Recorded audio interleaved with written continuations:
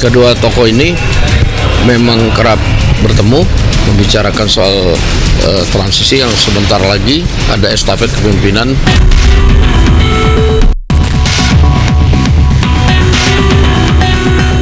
Hampir 100% beliau sudah memilih orang-orang terbaik di posisi-posisinya. Saya ikut-ikut intervensi, enggak. Saya pun juga tidak mau diintervensi untuk urusan hak prerogatif.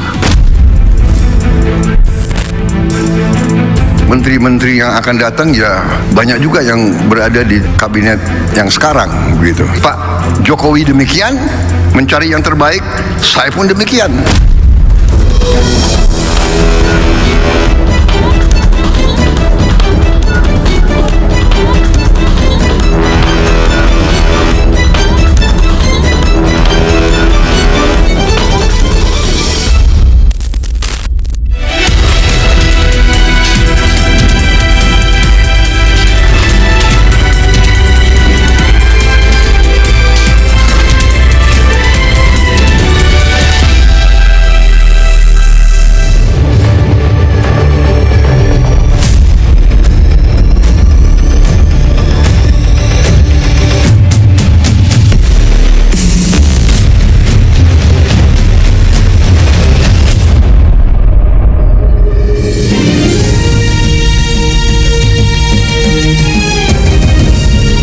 Disiarkan langsung dari studio MNC Conference Hall Ainus Tower Jakarta.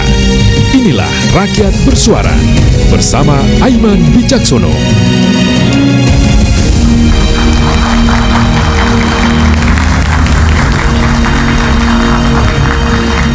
Indonesia akan segera menyambut pemimpin baru. Nama-nama calon menteri telah dipanggil dan akan segera diumumkan.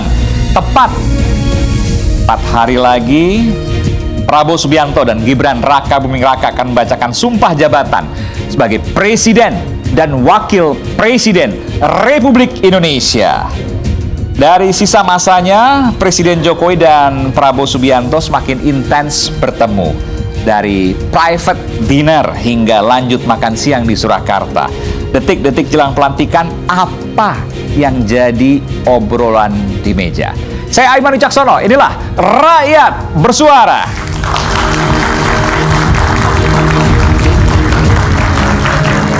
Saya akan undang langsung ke panggung Rakyat Bersuara yang baru saja dipanggil ke kediaman Pak Prabowo Subianto di Kertanegara. Babe Haikal Hasan.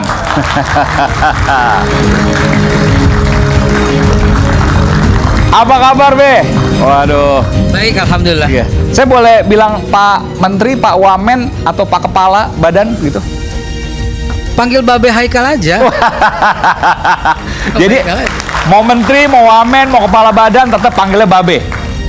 Siapapun kita, jangan pernah melabelkan dengan sebuah jabatan untuk beramar ma'ruf nahi munkar. Oke. Untuk berkontribusi sekecil apapun yang kita bisa. Itu aja kalau buat saya. Kita berikan tepuk tangan dulu dong. Tapi saya mau tanya nih, ini yang viral-viral kan. Pertama, sebelum saya tanya yang viral, baju udah kayak Pak Prabowo nih, kantong 4 gitu ya. Kebetulan. Iya. Tapi Babe pernah viral tuh. Ini pertanggungjawaban terhadap publik dan netizen. Oke, apa itu? Siapapun pemimpinnya, maka saya akan beroposisi. Oh iya, jelas. Oh gimana tuh, Be? Masalahnya adalah orang seperti Pak Aiman Wicaksono harus mendengarkan secara utuh. Oke. Yang didengarin itu pasti separuh. Oh, separuh itu? Separuh. Baik. Jadi kalau seandainya Pak Prabowo memimpin dengan hebat, memimpin dengan indah, memimpin dengan membuat Indonesia baik ke depan, ya oposisi sebuah gitu loh. Artinya melawan sebuah kebaikan. Oposisi berada di dalam atau di luar, nggak ada masalah. Yang penting bisa memberikan kritik terbaik. Itu loh yang penting. Jadi tetap oposisi dalam artian bahwa mau jadi menteri, mau jadi wakil menteri, mau jadi kepala badan, tetap akan beroposisi dalam artian bahwa memberikan... Beroposisi terhadap kejahatan. Itu yang benar. Maka kalau nonton yang lengkap tuh seperti itu. Beroposisi terhadap kecurangan. Beroposisi artinya berlawanan ya. Beroposisi terhadap kejahatan. Beroposisi terhadap kecurangan. Beroposisi terhadap korupsi. Seperti itu gitu loh. Kalau misalnya kan kita nggak tahu nih, namanya manusia kan tidak bisa konsisten terus-menerus. Mungkin ada belok-belok, Pak Prabowo mungkin harus bisa disampaikan sesuatu nih untuk diingatkan. Babe akan mengingatkan, berani mengingatkan Pak Prabowo? Pak Prabowo sangat terbuka untuk itu. Nah ini saya mau luruskan sedikit cara berpikirnya nih. Kalimat itu menunjukkan bahwa beliau itu nggak bisa diingetin. Beliau nggak boleh seperti itu. Beliau sangat bisa diingetin. Beliau sangat welcome. Beliau sangat terbuka untuk sebuah peringatan. Tapi berapa tahun bareng Pak Prabowo? Ya udah lama banget. Saya 2014. masih ingat pada waktu itu 2000 berapa ya? Kalau sejak saya masih SMP saya sudah bersamanya. Udah kenal? Udah kenal. Masa? Dengan ayah saya almarhum juga sudah Oke. kenal. Pada waktu pernikahan juga saya sudah tahu, sudah hadir di Taman Mini. Itu zaman saya SMP itu. Yang saya mau ingatkan ini pada waktu itu Gerindra sudah ada atau belum saya masih lupa ingat ya. Tapi pada waktu itu saya diundang untuk bicara soal UMKM. Bagaimana menumbuhkan usaha-usaha kecil, warung-warung di tengah derasnya hypermarket yang tumbuh.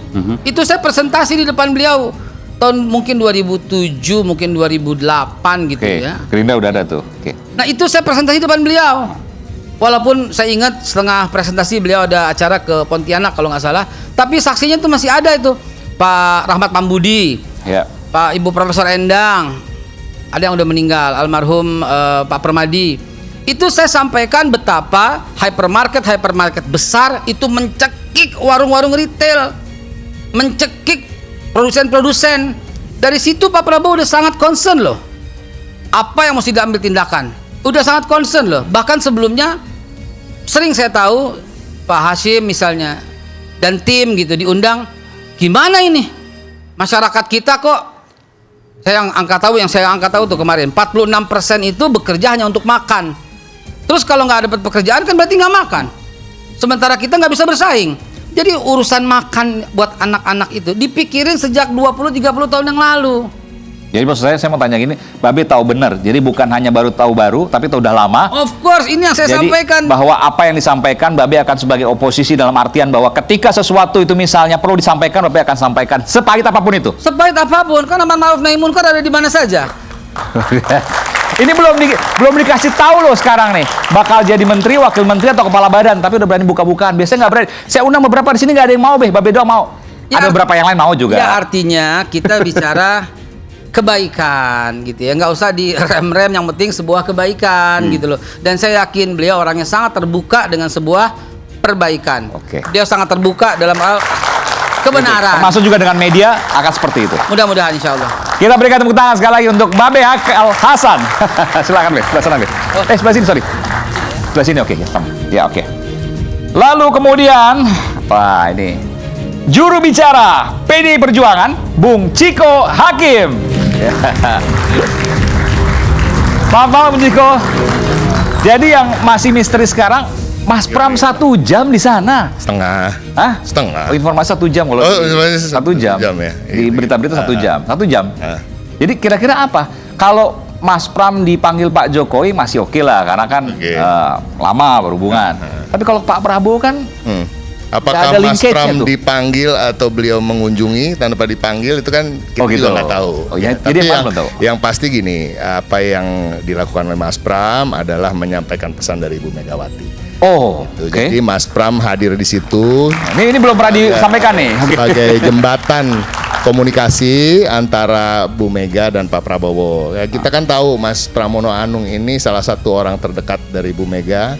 Dan Mas Pram ini adalah sosok politisi yang sangat dekat sama sosok politisi yang lain, dan sangat bisa diterima semua kalangan, dari mulai kalangan aktivis, elit politik, jagoan-jagoan seperti Pak Prabowo, ya kan, dewa-dewa politik ini kita, dan makanya beliau yang diutus untuk berkomunikasi. Jadi nggak ada kaitan ke menteri, wakil menteri, kepala badan, nggak ada? Mas Pram akan berjuang menjadi calon gubernur, bukan untuk menjadi calon menteri. Karena banyak yang bingung juga nih. Ini gubernur jalan nggak nih? Pastikan itu kita pastikan. Jadi calon gubernur tetap jalan. Calon gubernur. Nggak ada kaitan bukan calon menteri. Bukan calon menteri. Oke, apalagi wakil menteri nggak mungkin lah karena udah menteri kan.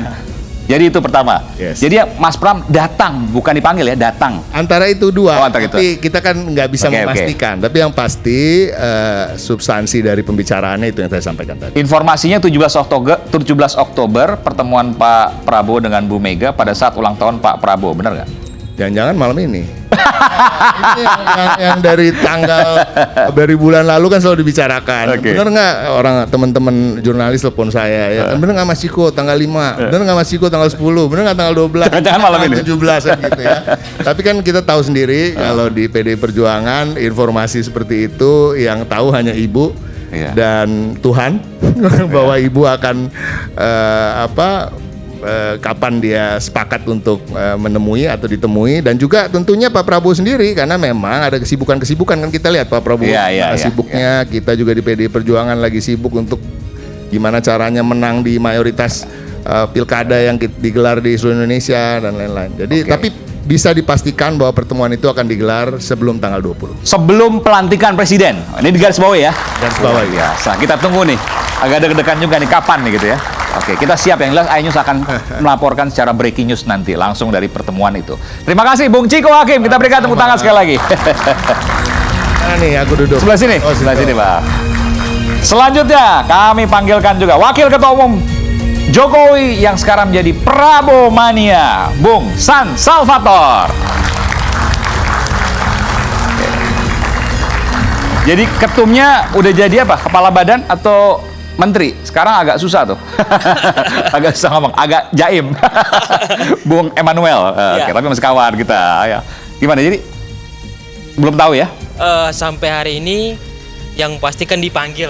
Kemudian itu menjadi nyata atau tidak, itu kembali kepada Bapak Presiden kita terpilih, hak prerogatifnya dia. Jadi kita menunggu saja. Kita menghormati. Baik. Jadi sekarang Jokowi Mania atau Prabowo Mania? Kalau hari ini masih dengan Jokowi Mania dan kita akan berterus dengan Prabowo Mania. Jadi akan setia nanti bahwa Pak Prabowo adalah penerusnya Pak Jokowi dan itu akan terus dilanjutkan. Iya. Yakin? Yakin. Kita berikan tepuk tangan sekali lagi Bung San Salvator. Terima kasih. Itu punya Bung San Salvator. Oke. Selanjutnya saya akan panggilkan pakar hukum tata negara Bung Refli Harun.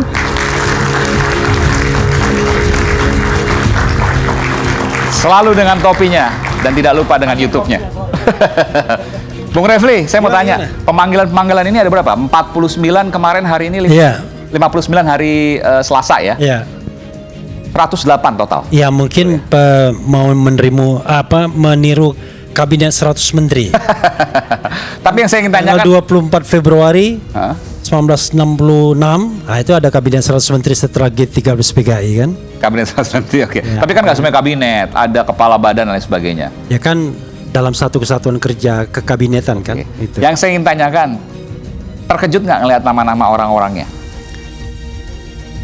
Ya sangat terkejut sebenarnya. Sangat terkejut? Iya. Kenapa? Pertama, kok banyak sekali yang lama dipakai gitu ya?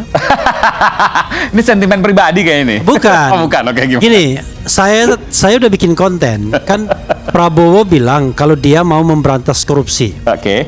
Kami akan berantas korupsi. Jangan korupsi kan begitu kan? Ya.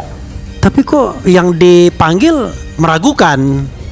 Tapi kan yang dipanggil nggak ada tersangkut kasus korupsi. Ya tapi kan kita tahu di belakang layar isa isu dan lain sebagainya. Kalau udahlah kita kan bukan anak kecil kan, bukan anak kecil kita kan. Makanya saya tanya ini komitmen anti korupsinya jelas apa enggak sih, ya kan?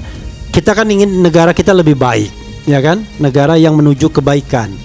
Nah kalau dari awal kira-kira agak bengkok-bengkok ya sudah harus kita ingatkan dari awal. Apakah benar bengkok-bengkok nanti dijawab sama Babe Haikal sama Bung Belum tahu kita. Nggak, kan belum berjalan. Minimal kita udah bisa nilai dulu dari yang dipanggil. Oh iya. Nanti kita debatin. Yang dipanggil banyak yang bengkok kayaknya. Kita berikan tepuk tangan Bung Refli Harun. Selanjutnya yang juga pakar hukum tata negara Profesor Andi Asrun.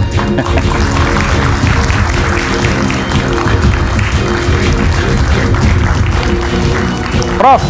Saya Prof. Selamat malam, Prof. Malam, saya nggak pakai topi saya. Nggak, silakan, Prof. Jadi kalau tadi pesimis Karena banyak yang bengkok atau belok lah gitu ya. Agak khawatir ke depan. Kalau Prof gimana? Kalau saya kita nih harus menyongsong hari depan dengan optimisme. Optimis. Ya. Oke.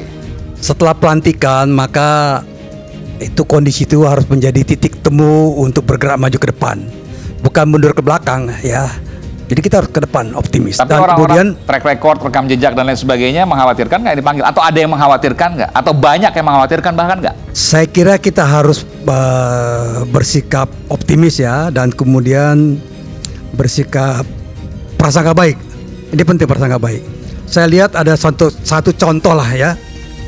Sri Mulyani itu adalah kawan saya di Fakultas Ekonomi UI tahun 81. Dia pekerja keras. Satu angkatan lo? Satu angkatan saya. Oh, dengan Prof. Andi?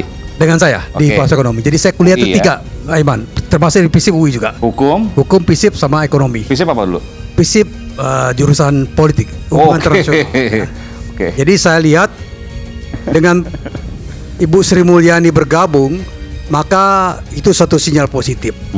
Dia terima kondisi kerjasama dengan Pak Prabowo. Yang sebelumnya terdengar agak renggang antara Pak Prabowo renggang dan lah. Mulyani, betul ya? Kira-kira gitu, banyak-banyak Sekarang guyon-guyon ya. artinya apa tuh kalau udah gabung? Sekarang positif ya ke depan. Dan kemudian tadi Babe Haikal kan mengatakan di dalam kabinet sendiri, kalau ada sesuatu yang kira-kira seperti Pak Refli Harun tadi bilang ada bengkok segala, pasti akan diluruskan. Saya yakin dan saya percaya ya, dengan komitmen Pak Prabowo, dia akan bergerak maju ke depan, membawa Indonesia maju, dan juga pastilah dia akan terbuka dengan segala macam kritik. Yang penting kritik itu konstruktif, bukan sekedar asal jeblak. Kalau Robert bilang secara jeblak ya, asal ngomong aja. Itu kita tidak harapkan. Kita berharap, termasuk Pak Refli Harun ini. Kalau Pak Refli Harun memberikan kritik, Bang Refli itu kritiknya konstruktif atau asal jeblak? Saya lihat Pak Refli ini dia mengarahkan pada hal yang positif. Percaya saya dengan Pak Refli. Jadi positif ya, positif. Dan kemudian yang terpenting bisa meningkatkan YouTubernya Pak Refli. Itu kira-kira sasarannya ya, kritiknya Pak Refli. Jadi orang seperti Bung Refli ini justru penting. Begini, kita kasih tempat begini, Pak Refli. Biar saya klarifikasi. Nih Babe nih contohnya. Saya diajak ke sana nggak mau saya. Oh sempat? Tanya Babe.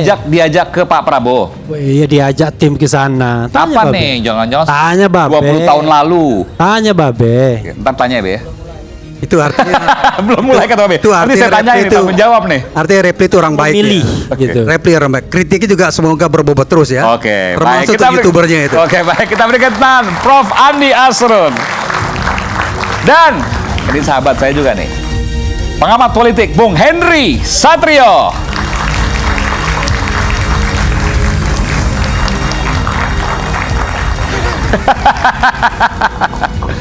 Ini karena host juga jadi saya nggak usah tanya, jadi langsung. Ini pakai batik udah siap-siap telepon, nggak ada telepon tapi? Enggak, emang nggak ngarepin juga. Biasanya kan di WhatsApp bro. Hanya Babe di telepon atau di WhatsApp? Di WhatsApp, di WhatsApp, di WhatsApp ya. Nggak di telepon. WhatsApp kalau bacanya lama susah nanti. Nggak, kalau yang paham memang begitu. Jadi pernah? Apa?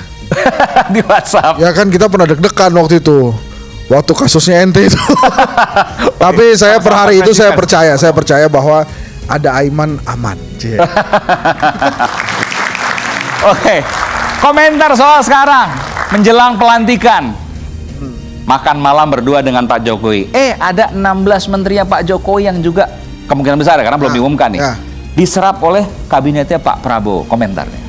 Ya bisa aja itu perwakilannya Mas Gibran kan. Oke. 16 orang itu. Jadi Mas Gibran pasti diajak untuk diskusi ya? Oh iya, kan kemarin ada. Dan nggak apa-apa kan kalau itu perwakilan Mas Gibran dari endorsan Pak Jokowi. Oke. Jadi boleh-boleh juga oke lah. Kayak misalnya ada Bu Sri Mulyani, itu sih saya mengerti tuh. Itu endorsan Pak Jokowi? Bukan itu juga, karena kan ini rejimnya rejim utang ya. Nah, yang bisa ngurus utang terus kelihatannya dipercaya itu ya Bu Sri Mulyani, emang nggak ada orang lain. Iya. Jadi sih saya setuju tuh kehadiran Bu Sri Mulyani adalah baik. Baik ya. Jadi mengelola apa yang kemudian telah tinggi kemarin utang misalnya, ke depan bagaimana Bu Sri Mulyani punya kemampuan. Ya karena mungkin yang dipercaya itu adalah Bu Sri Mulyani oleh dunia keuangan global ya. Oke. Jadi oke lah kita lihat aja ini nanti. Apalagi ada Babe Haikal di situ kan. Jadi Babe cocoknya apa? Kalau menurut saya jubir ya. Jubir? Plus khotib Jumat lah. Iya. Nggak, Babe ini keahliannya banyak. Jadi kalau menurut saya nggak jauh-jauh dari tenaga kerja lah kelihatannya. Tenaga kerja? Ya. Bukan jubir dong tenaga kerja. Ya jubiran tenaga kerja lah ya, Be. Kelihatannya apa aja oke, Be. Ya. Tapi yang apa aja? Dia takut ngomong, Be, soalnya belum dilantik. Tapi enggak, tadi saya tanya terbuka paling panjang loh bisa wawancara. Biasanya orang yang udah dipanggil belum diumumkan itu takut ngomong, takut nggak dilantik. Tahu nggak kenapa itu? Ya karena untuk menutupi hoaks gitu loh. Banyak banget yang bilang beliau begini, beliau begitu. Kita yang tahu mesti kita luruskan. Makanya saya bilang. Tapi saya sih senang sama Babe nih, terbuka. Saya juga senang banget. Plus to the point karena dia lillahi ta'ala. Kalau nggak kepilih lagi juga nggak apa-apa. Nggak apa-apa, Be. Dipanggil. Udah dipanggil nanti nggak diumumkan. Nggak apa-apa kan, Be. Nggak ada urusan. Pakai itu dong, biar orang tahu kalau nggak ada urusan. Yang penting sekarang adalah berbakti sebaik-baiknya. Mau ada jabatan atau nggak ada jabatan, nggak ada urusan. Itu dia. Kita berikan tepuk tangan buat Bung Henry Satrio dan juga buat Babe. Oke. Baik. Oke. Baik, sekarang ada di hadapan kita tengah-tengah Bung Boni Hargens. Bung Boni, selamat malam, apa kabar? Malam, Mas Eman, kabar baik, alhamdulillah. Jadi hari ini Bung Boni kami undang karena Bung Boni ini selain pengamat juga tahu sedikit-sedikit dunia bawah tanah. Betul ya Bung Boni ya? Ya nggak kelihatan maksudnya. Ya, kita sering ketemu di bawah tanah kan Mas Eman. Basement maksudnya. Saya kirain ngomongin gorong-gorong. Atau ngomongin pasukan bawah tanah. Kalau yang terlihat dan tidak terlihat dari apa yang kemudian kita saksikan pada hari ini, kira-kira menurut Bung Boni apa yang akan terjadi ke depan? Saya optimis. Oke. Optimis bahwa konsensus nasional itu akan terbangun. Ketika semua orang mulai pesimis, ada yang skeptis bahwa pemerintahan ini ke depan kemungkinan akan kurang stabil. Saya justru meyakini ini akan menjadi pemerintahan yang sangat stabil. Kurang stabil gimana? Orang semuanya diajak kan? Ada asumsi bahwa di tengah jalan perbedaan kepentingan, perbedaan pemain bisa memunculkan friksi dan seterusnya. Tetapi saya percaya dan saya tidak pernah ragu bahwa Pak Jokowi, Pak Prabowo, Ibu Mega ini 3 tokoh bangsa yang kalau bersatu stabilitas itu pasti terjamin. Oke, kalau bersatu, pertanyaannya Pak Jokowi sama Bu Mega bisa bersatu? Pertama dari aspek filosofis, ketiga-tiganya negarawan, pasti punya paradigma yang sama untuk membangun Indonesia ke depan. Pada segmen itu pasti bersatu.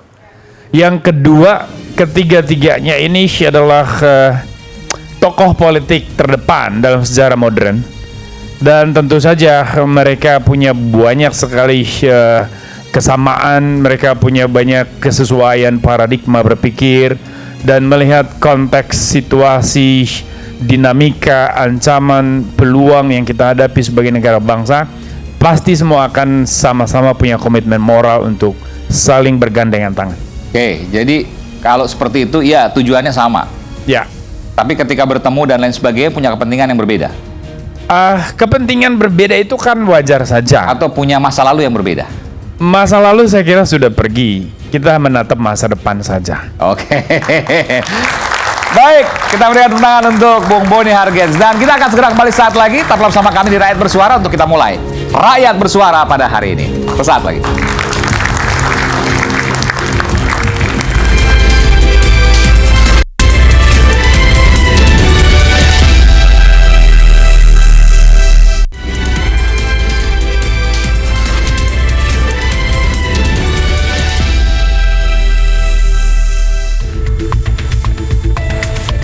Jelang pelantikan Presiden dan Wakil Presiden terpilih, Prabowo Subianto intens bertemu dengan Presiden Jokowi. Private dinner alias makan malam tertutup antara Jokowi dan Prabowo berlanjut dengan makan siang di kediaman Jokowi di Surakarta, Jawa Tengah. Ketua Harian DPP Partai Gerindra Sufmi Dasko menyebut pertemuan Jokowi dan Prabowo membahas proses transisi pemerintahan agar berjalan lancar. Pembicaraan saya tidak tahu persis secara rinci apa karena 2 jam lebih, tapi paling tidak saling tukar-menukar informasi dan membicarakan soal transisi yang sebentar lagi ada estafet kepemimpinan di tanggal 20 Oktober. Demikian. Kerap dikabarkan cawe-cawe, Presiden Joko Widodo menegaskan tidak ikut campur dalam penyusunan kabinet pemerintahan Prabowo Gibran. Namun, jika Prabowo mengajaknya berdiskusi, Jokowi mengaku tak akan menolak. Saya ikut-ikut intervensi, enggak. Saya pun juga tidak mau diintervensi untuk urusan hak prerogatif. Jadi sama, saya juga tidak ingin ikut-ikutan. Tapi kalau ditanya, ya saya jawab. Prabowo telah memanggil para calon menteri ke kediamannya di Kertanegara, Jakarta. Mereka kompak mengenakan batik. Sebelumnya, Prabowo mengatakan di pemerintahannya nanti akan ada banyak menteri dari kabinet Jokowi. Menteri-menteri yang akan datang ya banyak juga yang berada di kabinet yang sekarang gitu. Dan Pak Jokowi demikian, mencari yang terbaik, saya pun demikian. Dan kalau kebetulan orangnya masih bagus, pasti kita akan minta untuk ikut lagi. Detik-detik menjelang pelantikan Prabowo Gibran, apa saja yang menjadi obrolan di meja makan Jokowi Prabowo? Benarkah sebatas soal keberlanjutan atau ada nama-nama titipan di pemerintahan ke depan? Saya langsung menuju ke Bung Refli Harun. Bung Refli, nggak apa-apa. Catatan paling kritis dari Anda soal apa yang akan terjadi ke depan dari Anda yang Anda sampaikan tadi bahwa ada hal-hal yang belok-belok. Anda bisa jelaskan soal itu?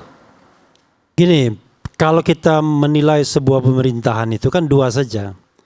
Ada pendekatan kritis, critical thinking, ada pendekatan yang optimistik, kan begitu. Jadi kalau misalnya atau pesimis, optimis. Nah, itu sebenarnya sama aja. Objek yang kita lihat itu sama. Cuma kita melihatnya berbeda dari perspektif, dari angle yang berbeda. Sebagai contoh misalnya begini. Kalau kita lihat ada 16 menteri yang kemudian dipanggil, satu wakil menteri dari pemerintahan sebelumnya, maka kan orang bisa melihatnya dalam bahasa optimistik mengatakan this is a continuity, kan begitu? Tetapi dalam bahasa yang lain, orang lain sah mengatakan, waduh ternyata pengaruh Mulyono gede banget di pemerintahan yang baru, kan begitu. Apa salahnya? Kan saya kan tidak bicara yang salah dan benar. Saya bicara pendekatan. Pendekatan pesimistik dan optimistik. Kenapa kenapa misalnya kita melihat, misalnya kenapa? Anda bilang masalah kan? Masalah itu kita harus pakai indikator, ya kan? Misalnya kalau kita bicara tentang capaian kinerja pemerintahan Jokowi selama 10 tahun, kan terbukti gagal di bidang ekonomi misalnya. Saya punya catatan seorang ekonom yang memberikan angka, dia bandingkan RPJM, ya, Rencana Pembangunan Jangka Menengah Nasional, dengan capaian pemerintah sebelumnya. Misalnya satu subjek tentang tentang pertumbuhan ekonomi 10 tahun terakhir. Pertumbuhan ekonomi dalam 10 tahun terakhir itu tidak pernah mencapai target RPJMN. Nggak pernah. Jadi kalau Anda, ini per tahun ya, bukan hanya soal COVID aja, tapi per tahun. Itu kita bandingkan dengan RPJMN, Rencana Pembangunan Jangka Menengah Nasional, yang merupakan mandat rakyat melalui undang-undang. Oke? Jadi cara paradigma berpikirnya artinya gagal sebenarnya merealisasikan mandat yang diberikan rakyat melalui RPJMN. Lalu kita bandingkan dengan pemerintahan yang sebelumnya. Pemerintahan yang sebelumnya lebih tinggi dalam hal pertumbuhan ekonomi. Jangan bandingkan COVID, karena COVID kan berarti 2020 sampai 2025 lah, akhir dari pemerintahan 2024. Tapi pada periode pertama masih lebih baik pemerintahan yang sebelumnya. Maka dibilang seluruh indikator itu gagal. Oke, saya bicara indikator ekonomi, ya. Saya bisa lihatkan angka-angkanya. Karena indikator politik dan kebebasan juga begitu. Kebebasan kita menjadi partly free, demokrasi kita menjadi demokrasi yang cacat, flawed demokrasi. Penegakan hukum juga, orang-orang penegakan hukum juga bilang begitu. Nah, karena itu yang kita kemudian menjadi heran adalah, loh kok tim yang gagal dipertahankan? Kan biasanya yang dipertahankan itu the winning team, kan begitu? Yang dipertahankan. Tapi ini tim yang gagal yang dipertahankan dengan angka-angka statistik sebelumnya. Oke, satu. Yang kedua, Prabowo bicara tentang pemberantasan korupsi. Saya akan berantas korupsi, kan begitu? Kalau kita lihat indeks persepsi korupsi kita gagal juga. Pada masa pemerintahan SBY itu IPK kita 34. Ya kan? Pada masa pemerintahan Presiden Jokowi 2019 dia bisa naikkan 40. Tapi begitu 2020 turun 37, kemudian sempat naik 38, 2 tahun terakhir ini jeblok 34. Artinya sama jalan di tempat. Kalau jalan di tempat itu artinya gagal pemberantasan korupsi itu. Kan kita kan harus moving forward memberantas korupsi. Angka 34 itu masih menempatkan kita sebagai negara yang korup. Kalau misalnya misi dari Prabowo Subianto misalnya untuk memberantas korupsi, maka dia sudah kecolongan dari awal. Pertama, tim yang bertahan itu adalah tim yang lama, yang terbukti paling tidak mendriving pemberantasan korupsi. Yang kedua, kemarin baru ditandatangani surpres untuk KPK itu. Dan kita tahu bahwa setiap pemilihan pimpinan KPK selalu isu politiknya tinggi sekali. Nah, ini kan agak aneh nih. Kok bisa ya? Kepentingan Prabowo untuk melakukan pemberantasan korupsi itu dalam tanda kutip dibajak jadinya. Dengan seleksi KPK yang hari ini dilakukan oleh pemerintahan Presiden Jokowi. Padahal harusnya kalau misalnya kita terima fatsun politiknya, serahkan aja ke Prabowo harusnya kan. Untuk kemudian mendapatkan tim terbaik dalam pemberantasan korupsi di KPK misalnya. Tapi ini kan enggak. Jangan lupa, selama 3 kali pemberantasan korupsi, selalu ada masalah di KPK. Dan yang paling buruk adalah seleksi KPK hari ini, di mana yang diketuai oleh Firly Bahuri. Hampir semuanya bermasalah, bayangkan. Firly bermasalah, yang perempuan kemarin dipecat, kemudian Gufron bermasalah, Johanis Tanak baru menggantikan sempat bermasalah karena dianggap membocorkan sprindik atau apa. Kemudian yang Alex Marwata. Yang terakhir ini Alex Marwata bermasalah. Coba bayangkan, mayoritas bermasalah. Maka saya katakan, kok begini? Saya kan bicara berdasarkan fakta dan angka-angka. Tentu orang lain akan mengatakan, ya ada angka positifnya, ya nggak apa-apa ajukan, kan? Contoh misalnya orang bicara, wah ini pembangunan infrastruktur. Data ini mengatakan pembangunan jalan itu lebih banyak dilakukan oleh pemerintahan sebelumnya. Jalan tol iya, tapi jalan non tol beda sekali datanya. Kan begitu. Jadi too much bicara tentang infrastruktur itu. Apalagi dampak ke ekonominya tidak terlalu signifikan, belum signifikan. Jadi menurut saya, ketika pemerintahan ini saya anggap gagal dengan data-data statistik seperti ini, lalu kemudian ada keinginan untuk mengambil orang-orang yang gabung dalam tim itu, saya kira agak aneh. Nah, kecuali ya Sri Mulyani, barangkali Pak Prabowo kepepet sudah. Kenapa? Tahun depan itu tekanan fiskal gila-gilaan. Anggaran kita cuma 3.000 triliun. Bayar utang sama bunganya 800 triliun sudah. Transfer ke daerah sepertiganya. Jadi ruang fiskal kita untuk membangun itu cuma 1.000 triliun.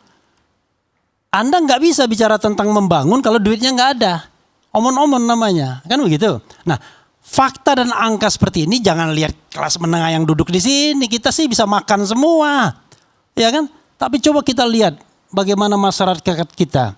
Di sini juga data kemiskinan, pengangguran itu turun sedikit sekali.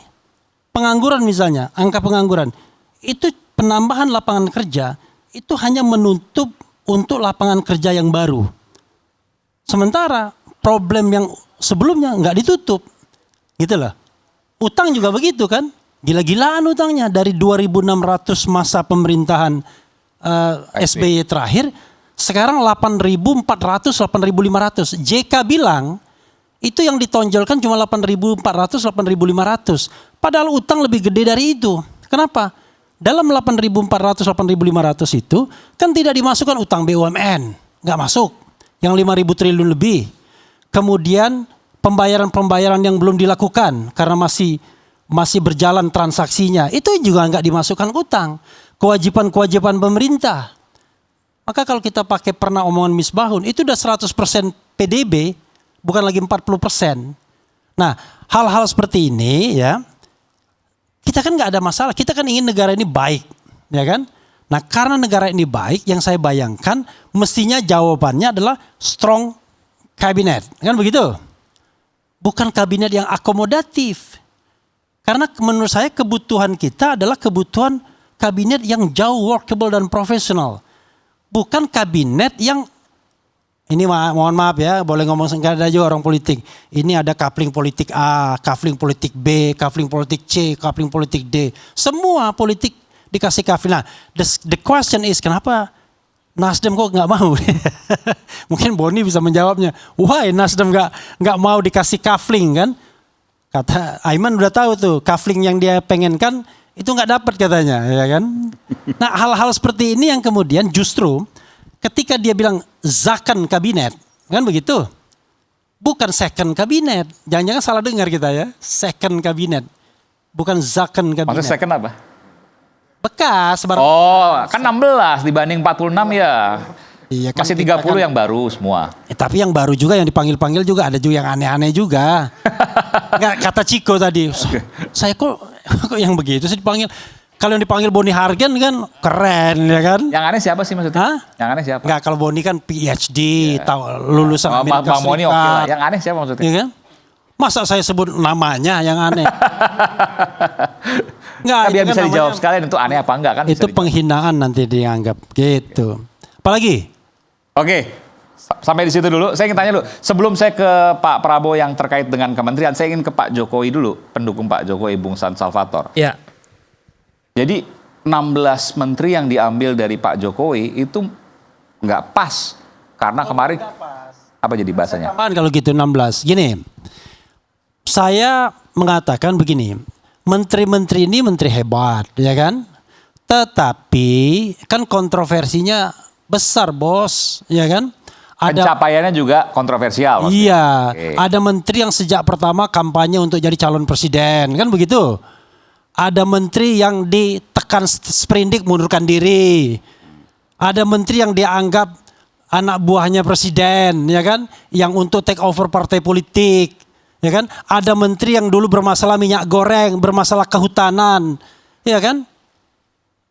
Kan kita kan nggak bisa nyebut namanya, tapi itu yang terjadi kan begitu. Nah, ada menteri yang kemudian dikaitkan dengan penguasaan teritorial karena banyaknya PLT ya kan, menjelang pilkada serentak dan workable untuk pemilu dan lain sebagainya, kan begitu. Maka saya katakan, wah ini jangan-jangan the winning team benar, tapi the winning team Pilpres kemarin gitu. Oke, silakan Bung Salvator. Terima kasih. Tadi disampaikan bahwa ada sebagian yang tapi datanya masuk akal, logis loh. Ya, apa yang sebagian yang masih dipakai ya. Perlu kita melihat secara lebih jauh. Pertama, sebelum terpilih Presiden kita Bapak Prabowo, beliau itu menyampaikan berkali-kali bahwa temanya adalah berkelanjutan. Jadi hal-hal yang baik yang dianggap bagus pada periode sebelumnya pasti ditindaklanjuti, kemudian misalnya itu baik ya dipanggil untuk yang lebih baik lagi. Jadi kan nggak masalah. 16 menteri ini dianggap hasilnya baik, membawa indikator-indikator yang baik. Ya. Oke. Kan beliau juga punya pertimbangan. Contohnya apa misalnya?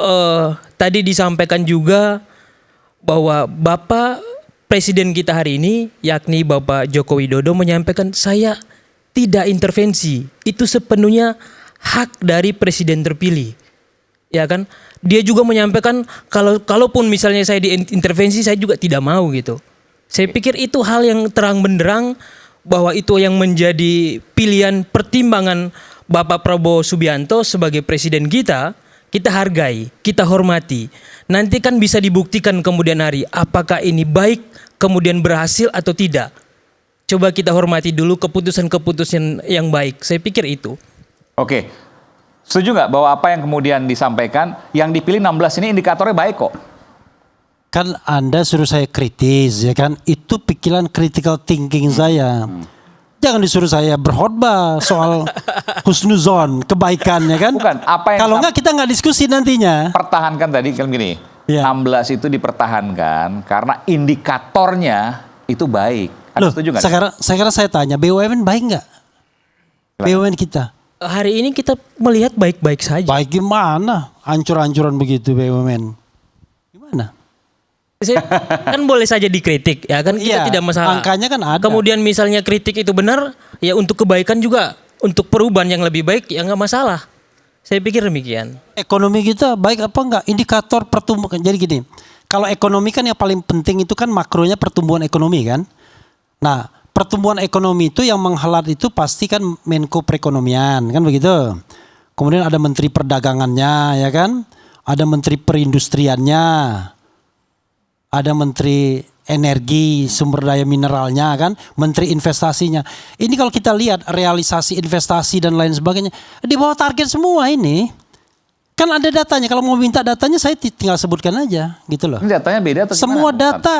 Semua data mengatakan buruk investasi kita di bawah target. Jadi gini, kan kalau kita membandingkan tuh dua hal. Bandingkan dengan RPJMN sebagai patokan, dan bandingkan dengan pemerintahan sebelumnya kan begitu. Kan tidak ada, nggak mungkin kita bandingkan dengan luar negeri. Kan tidak apple to apple. Nah, dari dua indikator itu, semua statistiknya itu tidak tercapai semua. Dan dalam hal pertumbuhan ekonomi, 10 tahun tuh nggak ada yang tercapai di RPJMN-nya itu. Lalu SAM-nya ya, pertumbuhan ekonomi di periode pertama itu 5, sekian persen, 5,02 tuh. Yang di periode kedua cuma 3, sekian persen. Ya kan? Itu SAM-nya ya, SAM periode pertama periode. Di SBY itu 5,70 atau 80-an%. Lebih tinggi dia. Artinya 16 orang itu pertanyaan. Ini untuk mempertahankan kinerja yang baik atau untuk the winning pilpres tadi? Iya. Kita akan kembali saat lagi, tetap bersama kami di Rakyat Bersuara.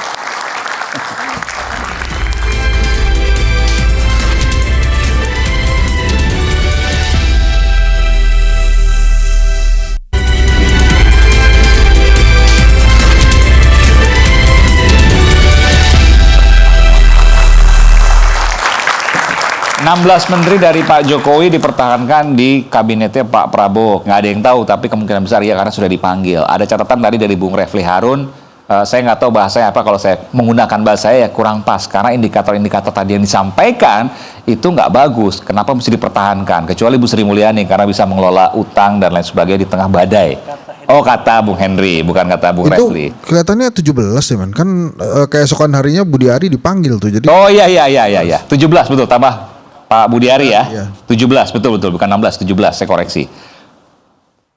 Ada yang mau disampaikan, ada yang mau dibantah dari Bung Refli, Prof. Andri? Saya kira bersikap kritis boleh saja ya. Ya, pasti dong. Critical thinking itu boleh ya.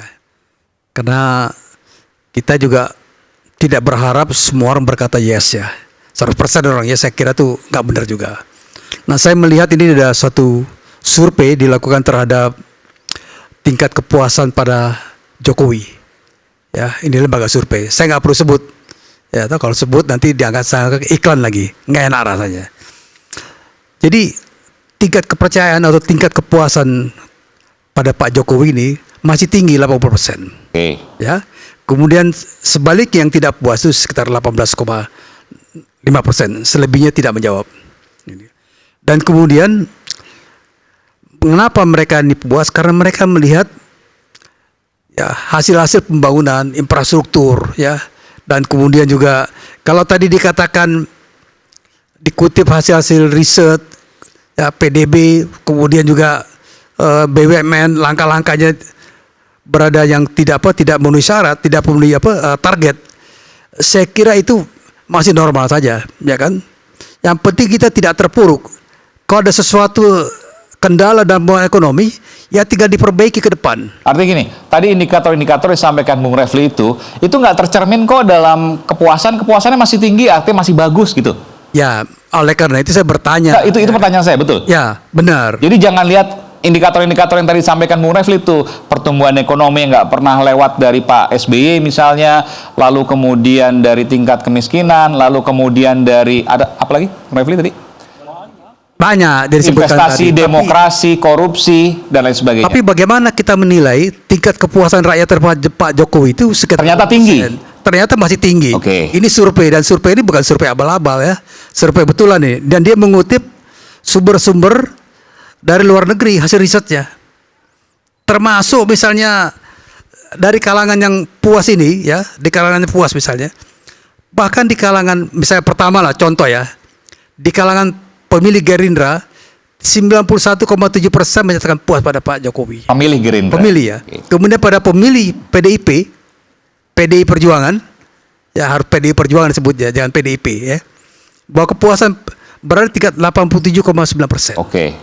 Di tingkat pemilih PKS kepuasan mencapai 55,1%. Oke. Jadi sedikit jauh lebih rendah dibandingkan pemilih PDIP. Karena sebut PDIP, saya ingin ke Bung Ciko. Bung Ciko gimana ya pertanggungjawaban? Mayoritas PDIP puas terhadap Pak Jokowi?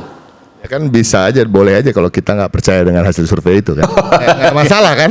Ya kan, ada yang percaya, ada yang enggak kan gitu aja. Tapi saya lebih percaya dengan data tadi yang disampaikan. Ya kalau kita bicara soal tingkat kepuasan, coba kita cek di WA grup keluarga kita dulu aja lah. Ya, kita kasih survei kecil-kecilan gitu. Gimana, puas nggak dengan pemerintahan Jokowi gitu? Saya akan challenge. Saya sebenarnya pengen juga men-challenge gitu hari ini. Gitu. Atau kita lakukan survei di dalam ruangan ini misalnya, ya kan? Apakah akan mencapai 80%? I doubt it. Ya, kita nggak perlu lakukan, tapi saya meragukan itu. Itu aja. Jadi intinya saya tadi juga menghargai bahwa Bapak Pak Andi percaya hasil survei ini dengan segala indikatornya, tapi saya juga menghargai apa yang juga pengetahuan yang kita dapat dari apa yang disampaikan sahabat saya Refli Harun tadi. Itu dan kan, menurut itu kan knowledge ya, bahwa kita juga harus melihat data. Mungkin juga kalaupun memang mungkin betul ada 80% yang puas, mungkin tidak melihat data-data yang ada, karena memang sehari-hari tidak merasakan, atau sehari-hari memang rakyat Indonesia ini udah biasa susah. Ya kan, udah biasa susah, tapi banyak bersyukur, sehingga kehidupannya itu sebenarnya sama-sama susah terus dari 30 tahun terakhir, ya kan, bahkan lebih susah sekarang, tapi ya udahlah, memang hidup seperti ini, kan gitu ya. Ditanya puas apa enggak, ya puas-puas aja deh, gitu ya. Itu bisa jadi juga gitu. Jadi kan nggak ditanya terkait bagaimana kalau Anda melihat bahwa ternyata BUMN kita punya utang 5.000 triliun. Anda tahu nggak BUMN punya utang 5.000 triliun? Kan gitu ya, mestinya nanyanya begitu, ya kan. Terus kalau ada presiden yang berhutang selama memimpin sekian ribu triliun, ditambah hutang BUMN 5.000 triliun, itu Anda berhasil apa enggak? Nah kan gitu, ya kan. Tapi kan pertanyaannya kadang-kadang memang terlalu simpel, sehingga kalau ditanya juga terkait dengan kehidupan saya, apakah Anda merasa happy aja dengan kehidupan sekarang, Ciko Hakim gitu kan, ditanya. Ya senang-senang aja, walaupun ada kesulitan di sana sini gitu ya, saya happy. Tapi kan dapat bansos kan, misalnya yang lain ya. Bisa apa? Dapat bansos misalnya. Jadi tanya.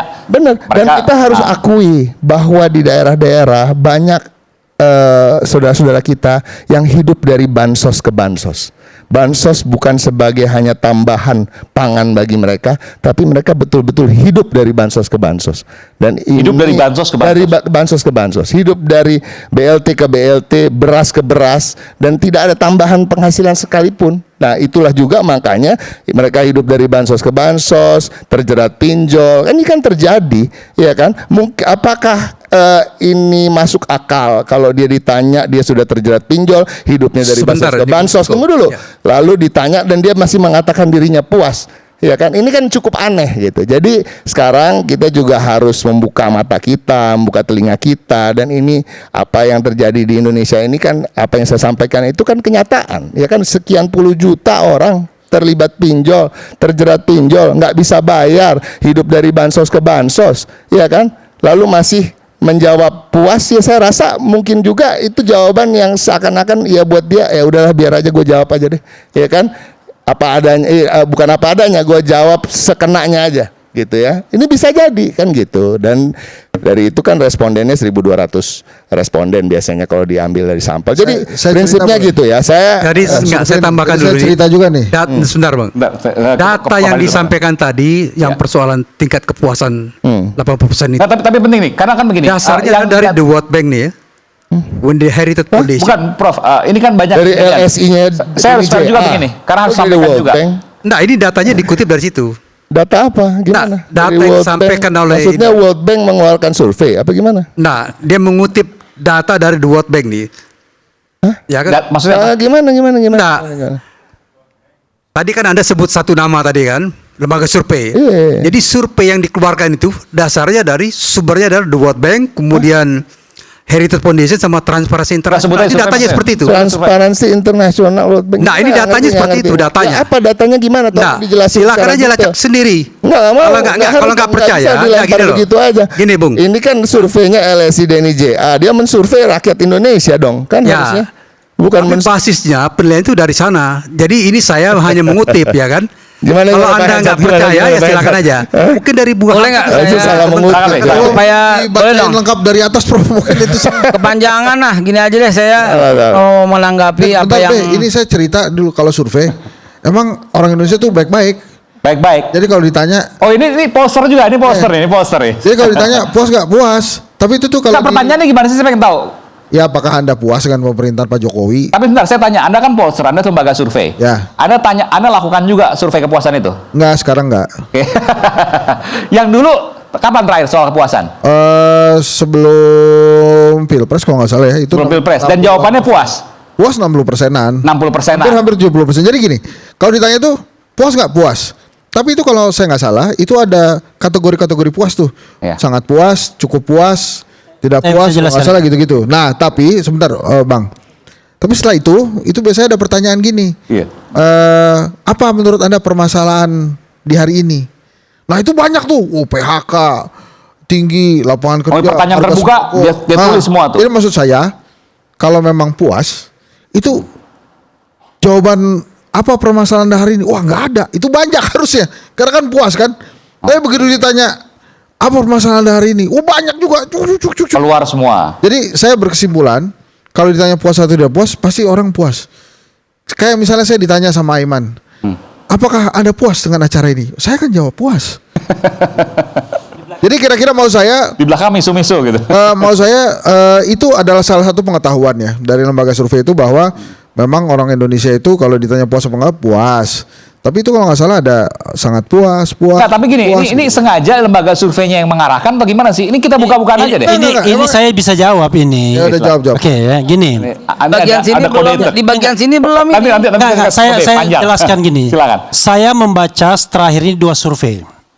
Yang terkait adalah yang moles-moles gitu. 2 survei. Ini moles-moles benar. Enggak, kan ada rencana untuk moles-moles yang Tempo bocor halus. Oke. Ya. Kinerja ada 2 Pak Jokowi terakhir ya. Yang keluar terakhir ini, sebulan terakhir ini, setengah bulan terakhir ini. Survei pertama dari poll tracking. Sudah kita sebutkan saja. Tingkat kepuasan terhadap Jokowi 86,5%. Yang kedua, dari indikator politik 75%. Tapi apa kritik saya? Gradasi pertanyaannya itu agak gray area. 1. Apakah Anda puas dengan pemerintah dengan kinerja Presiden Jokowi? 1, di atas tuh sangat puas. Oke.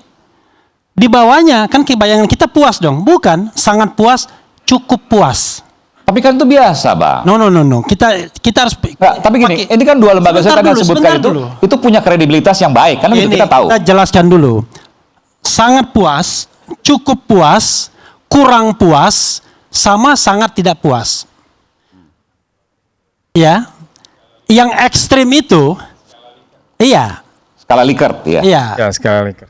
Ya, yang ekstrim itu kan atas sama bawah. Ini yang in between, ya kan? Kurang cukup itu kan in between sesungguhnya. Bukan kata-kata yang tegas. Bayangan saya kan harusnya sangat puas, puas, tidak puas, sangat tidak puas. Itu kan tidak di gray area. Itu makanya, dan mayoritas tahu nggak? Mayoritas tuh jawab cukup puas. itu 70-an%. Yang sangat puas itu cuma belasan persen. Oh, Anda baca detail itu ya? Iya. Nah, karena itu saya berusaha nakal sedikit. Boleh dong nakal sedikit. Dia kan 1.200 multi-stage random sampling, selalu begitu kan? Dan orang survei selalu mengatakan ini yang paling kredibel kan begitu. Ya nggak apa-apa, kan namanya juga mereka survei ilmiah. Tapi saya pakai polling aja di RH Channel, ya kan? Polling saya itu diikutin 187.000 votes. 187.000 votes. Itu 2 minggu yang lalu saya lakukan. Saya kasih gradasi A puas, B sangat puas, C tidak puas, D sangat tidak puas, E tidak tahu.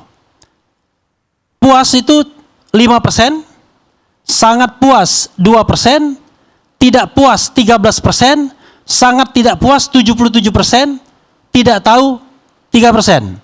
Jadi kalau tidak puas dan sangat tidak puas digabungkan, itu 90%. Saya harus kritik juga soal ini. Nggak ya, soalnya kan ini nontonnya, subscribernya. Nah, itu makanya saya tanya. Kira-kira orang yang puas pada Pak Jokowi nonton YouTube-nya Bung Refli nggak? Gini. Jawabannya pasti enggak. Sebentar dong. Ini udah gini. Sini, bro. Udah terlalu lama nih sebelah. Bro. Gini. Anda kan nggak boleh. Anda fair dong. Masa ini? Saya kan belum selesai. Saya mengatakan survei yang tadi, ya kan? Sama sahnya untuk mengklaim bahwa itulah tingkat puasan terhadap Jokowi. Dan kalau Anda dibayar surveinya, nggak percaya saya, oke? Ya kan? Nah, saya voluntarily orang mengisi ini nggak diolah, tetapi biasnya adalah bias penonton Refli Harun. Betul. Ya Anda harus hargai dong. Ada 187.000 orang yang menonton Refli Harun dan 90% mengatakan tidak puas. Kalau kita mau main front-frontan, buat lagi front lagi ILC misalnya, buat lagi front yang lain. Nah itu kita akan lihat betapa bervariasinya tingkat kepuasan tersebut. Kalau Anda membuat survei, yang survei itu separuhnya dipesan karena dibayar, kan dia nggak sebutkan dari mana sumber dananya. Gitu dong kita harus. Jadi Anda mengatakan bahwa survei ini kan bias penonton. Kalau mau melintir-melintir ya kita juga bisa. Bias pemirsa, tapi yang jelas ini surveinya asli, nggak ada upaya untuk moles-moles dari pertanyaan dan lain sebagainya. Itu Anda mau sampaikan? Ya cuman ini subjektif tadi, karena subjektif. Yang disurvei adalah penonton dia yang punya warna pemikiran tertentu. Ya, betul nggak? Bro. Ya. Ini everybody can vote. Anda pun bisa. Nah, saya nggak nonton survei, nggak nonton channel Anda masalahnya, ya kan?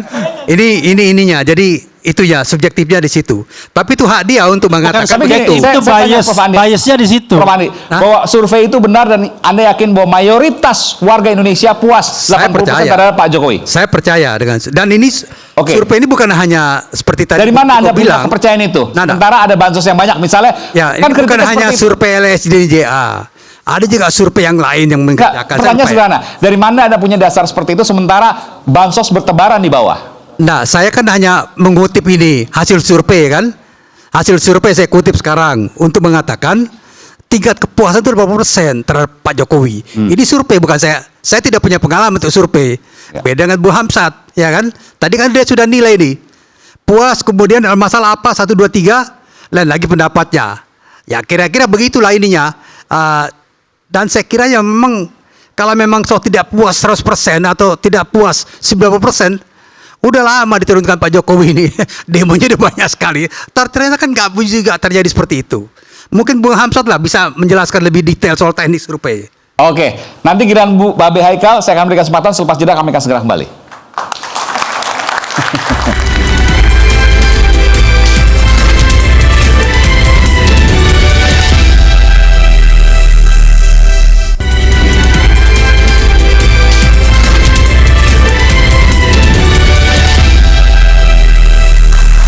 Kita kembali di Rakyat Bersuara. Kalau tadi bicara soal kenapa menteri-menteri Pak Jokowi kok banyak yang ikut di kabinet Pak Prabowo. Tadi pro Pak Jokowi sudah menyampaikan. Kontra Pak Jokowi juga. Sekarang giliran dari timnya atau pendukung Pak Prabowo. Pak Babe pejabat saya bilangnya. Karena akan segera menjadi pejabat negara Republik Indonesia. Nah gitu juga, gini. Oke. Saya melihat apa yang disampaikan awal tadi Bung Refli Harun, kok pesimis sekali gitu loh. nggak ada nuansa-nuansa optimis yang membangun, nggak ada nuansa-nuansa yang membuat satu harapan ke depan. Tapi itu boleh-boleh saja. Cuman saya meragukan data yang dilihat Pak Refli Harun atau cara pandangnya saja, seperti yang Bang Refli katakan tadi. Ya, gini. Kalau cuma dibandingkan dengan pemerintahan masa lalu, ya nggak bisa juga. Itu kan cara pandangnya Bang Refli. Kita ini berada pada geopolitik yang lebih luas untuk kita bisa pandang lebih luas, Bang Refli. 2024 ini dunia melihat kepada kita dengan tingkat pertumbuhan yang hebat loh, Bang. Kalau Anda mengatakan nggak cukup, nggak sampai, saya curiga jangan-jangan salah lihat. Karena Singapura sampai triwulan terakhir 2024 ini cuma 2,9 loh. Pertumbuhan ekonomi. Yes. Oke. Korea ya sampai dengan triwulan terakhir ini cuma 2,3. Ya. Siapa lagi yang mau dilihat? Cina loh ya. Pertumbuhan ekonomi sampai 2024 akhir ini baru 4,7.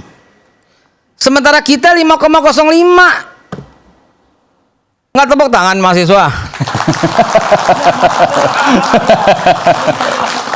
Ya artinya jangan lihat sekarang lebih kecil dari pemerintahan sebelumnya. Wake up, lihat global, lihat dunia internasional. Kita itu hebat di mata internasional hari ini. Pertumbuhan ekonomi kita di atas Singapura, di atas Korea, di atas Meksiko, gitu loh. Di atas Cina yang cuma 4,7. Artinya ya boleh-boleh saja. Zaman Pak SBY beda zamannya, beda kondisi, beda kondisi. Geopolitiknya mesti kita lihat, mesti kita pertimbangkan. Tapi saya nggak mau berkutat di angka-angka seperti itulah, karena setiap orang pasti punya pandangan berbeda. Akhirnya penilaiannya berbeda. Sekarang kita punya pemimpin baru, punya pemerintahan baru yang harus disuarakan secara optimis, yang harus disuarakan secara ke depan akan lebih baik. Yes, of course. Kalau saya menilai seperti itu. Kalau selalu dipertentangkan permusuhan, kita kurang banyak baca kayaknya, kurang banyak belajar kayaknya. Izinkan saya menyampaikan. Bang Refli kurang banyak belajar nih. Bukan. Kita aja. Oh kita, ya. Ini kalau disinggung-singgung saya jawab dulu juga. Sabar Bang, sabar. Sama Aiman, ya? Aiman kan bercanda. Gini. Belajarlah ke dunia internasional. Yang paling jujur itu ya. Ketika kalau Anda berpendapat, Anda memberikan standing opening Anda apa? Pendapat Anda apa? Gitu dong. Anda nggak punya poin, tapi kemudian membahas pendapat orang. Kan harusnya nih standing point saya begini. Saya udah sampaikan. Karena kalau begitu dunia internasional. Ya nggak untung ngomong di depan. Saya udah sampaikan standing point saya adalah dunia internasional dibandingkan dengan negara-negara tetangga. Itu cara pandang saya. Kalau cara pandang Bang Refli dibandingkan dengan pemerintahan sebelumnya, dengan mengakibatkan pandangan-pandangan yang sangat pesimis dan menilai setiap orang yang salah akan terus salah. Setiap orang yang punya error akan terus error dengan mengatakan 16 menteri itu dalam tanda kutip bengkok-bengkok. Sekarang Pak, gini saya bilangin deh ya. Ini pakem dalam dunia ya kepemimpinan ya. Segelompok domba yang dipimpin oleh seekor harimau dia akan mengaum. Dan sekelompok harimau dipimpin dengan seekor domba akan mengembik semuanya. Ya. Mati. Silahkan terjemahan sendiri. Ya, silakan terjemahkan sendiri bahwa ke depan kita punya pemimpin yang betul-betul punya karakter memimpin dengan yang sangat baik, sangat kuat. Sekarang saya mau contohkan begini deh. Ingat, ya ini wawasan ya buat Bung Refli, buat yang lain ya. Dimana kita mesti lihat sebuah persatuan akan membuat sebuah bangsa besar. Toyotomi dan Tokugawa, dua pendekar Jepang yang berebut kekuasaan, saling bunuh. Dan ketika Toyotomi menjadi pemimpinnya, apa yang dilakukan terhadap Tokugawa? Diajak untuk membangun Jepang, dan kita lihat Jepang kayak begitu. Deng Xiaoping dengan Mao Zedong musuhan, bunuh-bunuhan. Ketika Mao Zedong terangkat menjadi ketua Partai Komunis Cina, dia mengangkat orang yang rivalitasnya itu loh untuk bersama-sama membangun Cina. Hasilnya kayak apa? Amerika, Lincoln dengan Seward misalnya. Dalam debat, Seward itu memanggil Lincoln itu monyet. Betapa dalam debat ya, presiden. Dalam debat. Memanggil dengan nama binatang dengan kata-kata monyet. Ya, sangat sadis. Dan dalam buku kita baca, ketika Lincoln ingin melakukan perbaikan, datang ke tempatnya Seward, Seward mengusirnya seperti mengusir seekor kera. Itu ngapain kera datang ke tempat kami? Tetapi ketika Pilpres, Lincoln yang mendapatkan kemenangan, apa yang terjadi? Dia angkat sebagai the Secretary of State William Seward. Artinya bangsa-bangsa besar itu mengerti bahwa untuk membangun diperlukan rasa trust dan kepercayaan walaupun awalnya rivalitas. Kalau itu belum cukup referensi itu, baru kemarin deh kita lihat Barack Obama dengan Hillary Clinton. Betapa Hillary Clinton memfitnah Barack Obama dengan sangat sadis. Dikatain teroris lah, dipanggil nama tengahnya Hussein, Barack Hussein Obama. Dikatakan Islam fundamentalis lah, dikatakan hari-harinya sebenarnya di Islam teroris lah, kata Hillary Clinton di depan forum. Tapi ketika Barack Obama terpilih, Barack Obama mengangkat Hillary Clinton sebagai menteri luar negerinya, langsung di forum. Kalau itu kurang contoh juga, saya kembali deh kepada referensi kita misalnya. Sultan Salahuddin Al-Ayyubi, apa yang dilakukan terhadap King Richard? Diajak membangun bersama. Kurang lagi, apa yang dilakukan Umar bin Khattab kepada pendeta Sopranius? Apa yang dilakukan? Diajak membangun bersama Yerusalem, yang tadinya pendeta Sopranius menginisiasi pembunuhan terhadap Muslim di Palestina. Kurang lagi, Nabi Muhammad SAW kepada Abu Sufyan diajak membangun Mekah bersama loh. Jadi standingnya adalah nggak usah diajak bermusuh-musuhan lagi. Ke depan lihat lebih baik, lihat persatuan. Dan apa yang Pak Prabowo katakan, Indonesia terlalu besar untuk diatur sendirian. Sehingga dengan itulah diajak banyak orang untuk bersama-sama membangun Indonesia ke depan. Dan apa yang paling sering diucapkan? Mengembalikan kekayaan bangsa Indonesia untuk rakyat Indonesia. Kesanalah mestinya Bung Revi melihatnya. Jadi kawan-kawan ya, lama-lama kita ini intelektual itu gak ada lagi ruang untuk berpikir. Karena ketika kita berpikir untuk critical thinking, yang dikatakan adalah tidak optimis, suuzon dan lain sebagainya. Enggak, ini kan metode berpikir, cara berpikir. Makanya saya katakan, ini kan sama seperti melihat cewek hitam manis. Kalau dia melihat manisnya, ada yang melihat hitamnya. Kalau yang tadi ini bekerja sama, ya itu hebatnya Barack Obama berarti ya kan, hebatnya Rasulullah, hebatnya Umar bin Khattab. Tapi yang kita bicarakan adalah fakta dan data angka. Saya kemukakan angka, dia kemukakan perasaan, kan susah jadinya. Kan saya mengumpulkan angka. Saya menyampaikan angka, Pak. Iya, 10 tahun pemerintahan Presiden Jokowi itu yang namanya target pertumbuhan ekonomi tidak tercapai, kan begitu? Nah, 2 perbandingannya dibandingkan dengan RPJMN, which is itu targetnya Pak Jokowi sendiri kan? Lalu dibandingkan dengan pemerintahan sebelumnya. Beliau bandingkan dengan Singapura, dengan Amerika Serikat dan lain sebagainya. Tahu nggak? Yang namanya pertumbuhan ekonomi itu semakin maju sebuah negara, semakin kecil pertumbuhan ekonominya karena dia di sana sudah. Kita kecil, developed country beda lagi. Makanya karena jangan kita salah. developed country, kita nggak ngelihat pertumbuhan itu kecil, kita harus besar, Bang. Did you understand gitu loh? Bukan itu. Balik loh. Bukan itu poinnya, Bro. Poinnya adalah kalau negara itu negara maju, dia makin kecil pertumbuhannya karena dia udah tinggi banget gitu loh. Gini. Tadi yang kita kembali kepada penunjukan 16 menteri tadi kan, yang dianggap memiliki catatan-catatan tidak terlalu bagus ya kinerjanya seperti itu.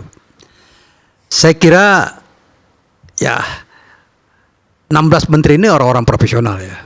Itu bias, kita jangan bilang 16 menteri kan, menteri-menteri tertentu dari 16 itu. Dari 16 menteri itu kan ada yang baru diangkat 3 bulan kan? Iya, artinya ini kan mereka ini punya track record sendiri juga, ya kan. Kalau tadi misalnya diplesetin, kenapa Sri Mulyani diikut sertakan karena Sri Mulyani dipercaya untuk mencari utang? Saya kira nggak seperti itu juga, ya. Nggak, ya. Siapapun juga ngomong tadi ya. Saya percaya pada kualitas Sri Mulyani. Ya, dia ini kok punya basic pengetahuan ekonomi cukup bagus ya. Dia pernah bekerja di World Bank. Artikel Sri Mulyani saya kira saya tidak akan ragukan. Bukan pertanyaan tadi apakah harus banyak itu? Kalau Bu Sri Mulyani tadi udah oke. Ya, kalau yang lain yang 16 ya, kalau saya lihat 17 perkembangan terakhir ini kan baru dipanggil nih, ya kan? Dan masih akan difinalkan oleh Pak Prabowo. Emang masih ada kemungkinan batal, Prof. Andi? Bukan, artinya masih akan difinalkan, gitu kan? Apakah jadi diambil atau tidak kan masih berkembang ke depan. Tetapi saya kira 16 menteri yang 17 yang total. bekas, 17 ya, 17 dari Pak Jokowi ini, mereka juga saya kira punya track record yang bagus juga ya, betul. Kalau misalnya jeblok-jeblok lama pasti tidak akan dipakai Prabowo. Pak Prabowo kan bukan orang kan? Betul. Dia punya kritis juga. Kalau catatannya nggak bagus pasti tidak akan diajak kerjasama dengan Pak Prabowo. Pak Prabowo yang kita kenal adalah betul-betul seorang pejuang. Ya, Pak Prabowo yang kita kenal adalah betul-betul seorang yang sangat komitmennya nggak diragukan lagi. Seperti yang saya ceritakan barusan, 20 tahun yang lalu dia sudah berpikir soal makan gratis, makan bergizi gratis. 25 tahun yang lalu dia sudah bicara soal penguatan UMKM. Artinya 17 itu bukan segera titipan Pak Jokowi, pasti ada pertimbangan dari Pak Prabowo. Pak Prabowo bukan orang yang gampang dipengaruhi oleh siapapun. Semua orang yang kenal beliau pasti akan berpendapat yang sama. Beliau mandiri, beliau tegas, beliau independen. Nggak ada yang bisa mempengaruhi beliau kecuali beliau sendiri dengan daya pikir dan intuisi yang bagus. Oke, baik. Kita berikan nanti Pak Saya dong. Bung Henry nanti selepas jeda. Susu hangat kadang bikin penat, apalagi kalau kita tidak bisa mencerna dengan cermat. Jangan lupa secangkir kopi hangat yang nikmat untuk menemani kebersamaan dalam program Rakyat Bersuara bersama saya Aiman Wicaksono. Kita akan segera kembali.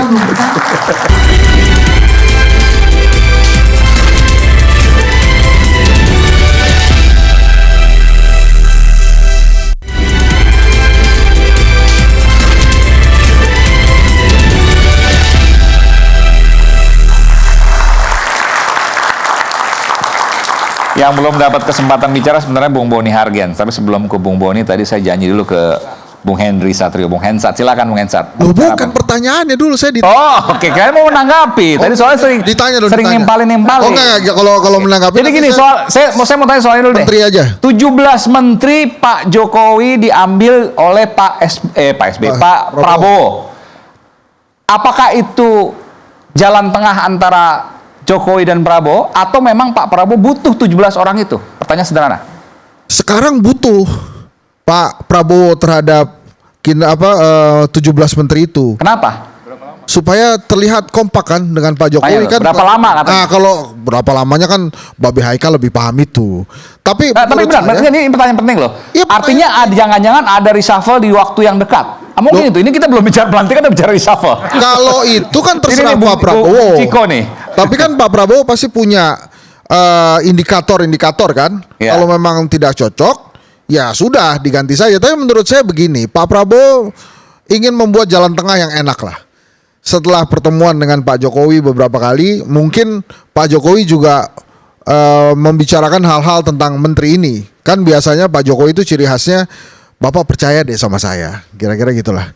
Dan akhirnya keluarlah menteri-menteri ini. Dan menurut saya ini adalah menteri-menteri yang menurut Pak Prabowo himself, menurut Pak Prabowo sendiri, ini memang bagus-bagus. Kan dia kerjasama sama menteri-menteri ini kan. Tapi menteri-menteri ini 17 nama ini di-endorse oleh Pak Jokowi. Kalau itu saya nggak tahu. Enggak, saya jawab enggak. Ya, enggak, Be. Langsung saya jawab enggak. Ya. Kenapa saya berani jawab enggak? Tampilkan salah satu yang dipanggil kemarin, tanya dia udah berapa bulan ditanyaan untuk siap jadi menteri. Tanya, bukan hasil dari obrolan Babe ini kok ngotot sama saya, orang saya udah bilang kagak tahu. Jadi maksudnya saya jawab enggak, bukan karena makan malam itu. Nggak ada kaitan makan malam dengan 17 nama. Ada. Tanya sama orang yang kemarin dipanggil, ya tanya dia sajikan ke sini, tanya berapa lama dia sudah presentasi, berapa lama dia sudah dipanggil, dan jawabannya berapa lama?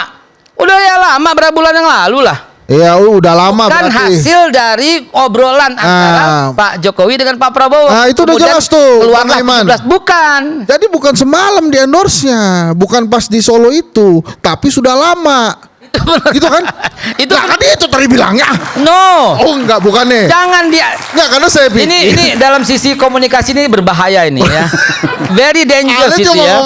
Very dangerous. Ini namanya inserting yes. Oh, oke. Anak-anak mahasiswa nih ya, saya jadi sedikit. Ini namanya inserting yes. Dia memaksa orang yes dengan insert what I'm saying. It's danger, man. Bukan begitu. Saya nggak pernah ngomong itu danger apa tidak. Kan Ada saya bilang, 9 teknik yes. Iya. Salah bentar. satunya Anda keluarin nomor 4, inserting yes. Nggak boleh. Itu udah 40 menit Anda ngomong. Kalau pejabat belajar untuk ngalah sama rakyat ya. Nah gitu be. Kan be mau jadi pejabat ini mesti belajar ngalah. Nah, Enggak, tapi bentar. Saya mau tanya. gitu? Ya, Anda kok yakin banget kalau itu endorsan Pak Jokowi dari mana? lah itu kan orang-orangnya Pak Jokowi. Pak Jokowi juga pasti saya yakin ditanya lah sama Pak Prabowo. Emang nggak ada peran Mas Gibran? Kelihatannya nggak disebut-sebutin. Ya ada kan tadi saya nyebut pertama kali itu kan. Tapi minimal kan Pak Prabowo pasti nanya. Sebutnya di mana? Pak Jokowi kira-kira tadi di depan. Loh, Bang Ciko nggak dengar kapan ngomong Mas Gibran? Saya bilang mungkin saja 17 ini adalah representasi dari Mas Gibran kan. Apa gimana? Representasi dari Mas Gibran. Jadi Bisa mana nih juga endorsan begitu. Pak Jokowi atau representasi Mas Gibran? Pak Jokowi sama Mas Gibran kan sama-sama lah itu. Emang sama kan. Jadi menurut saya sih oke aja dengan 17 orang ini. Karena kan pasti sudah dipilih sama Pak Prabowo dan pasti bisa bekerja sama dengan beliau. Dan Anda masih yakin bahwa itu adalah di-endorse oleh Pak Jokowi? Kan katanya keyakinan Anda nih, kalau keyakinan nggak? Kalau saya sih yakinnya iya, tapi Oke. kalau kata Babe nggak apa-apa.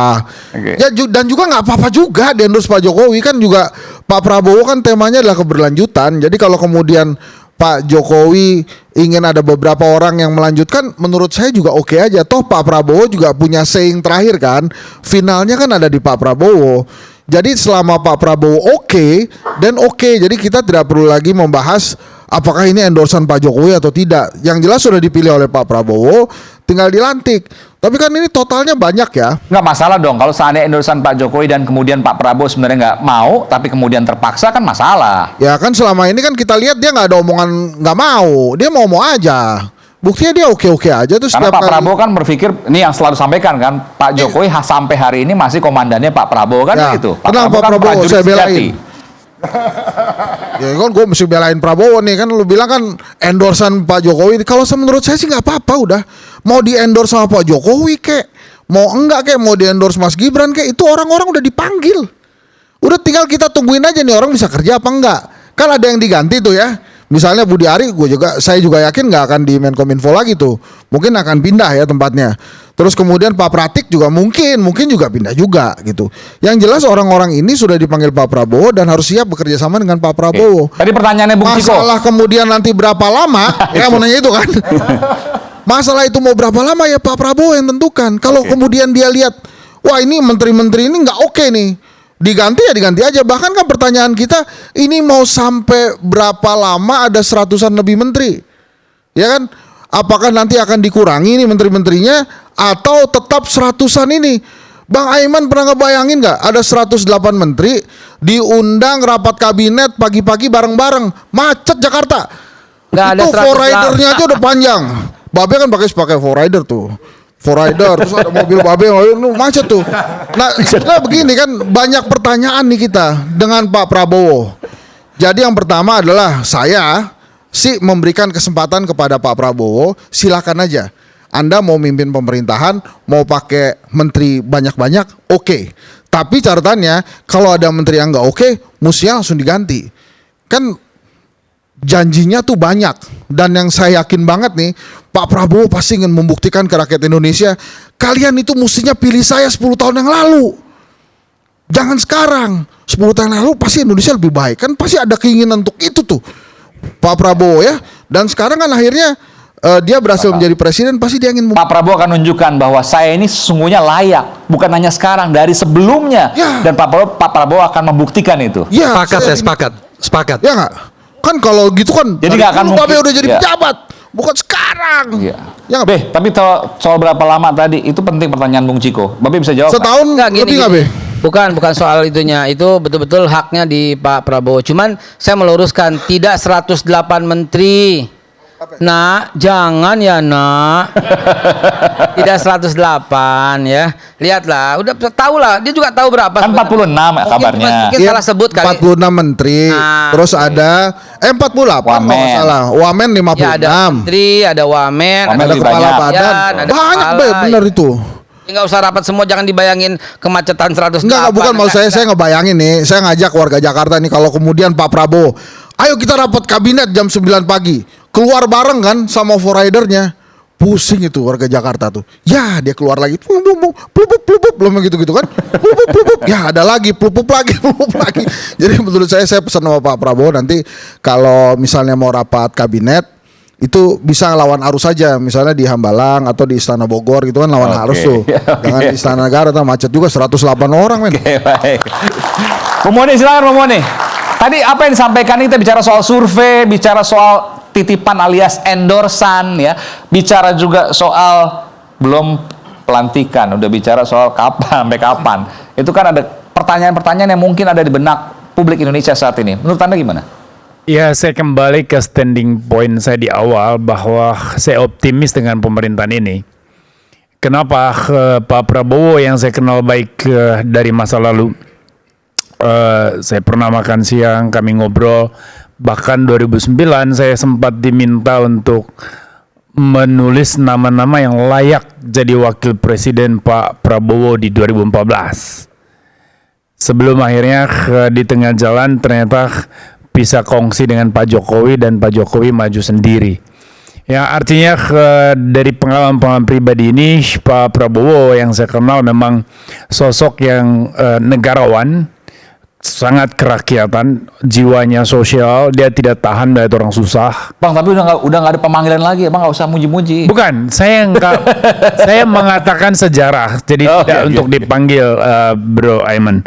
Saya hanya mau mengatakan bahwa kenapa saya optimis dengan situasi ini. Silakan. Lalu kemudian ada di sana nanti kerjasama yang tentu baik, entah perannya sebagai oposisi atau tidak, PDI Perjuangan. Tapi kita kalau ketemu oposisi nggak? Nanti saya mau tanya juga nih. Ya, kalau itu nanti oposisi, saya kira itu soal teknis saja. Tetapi yang pasti bahwa pemerintahan ini pun akan sangat memerlukan. Gimana bang? Kalau ketemu nggak bisa oposisi dong.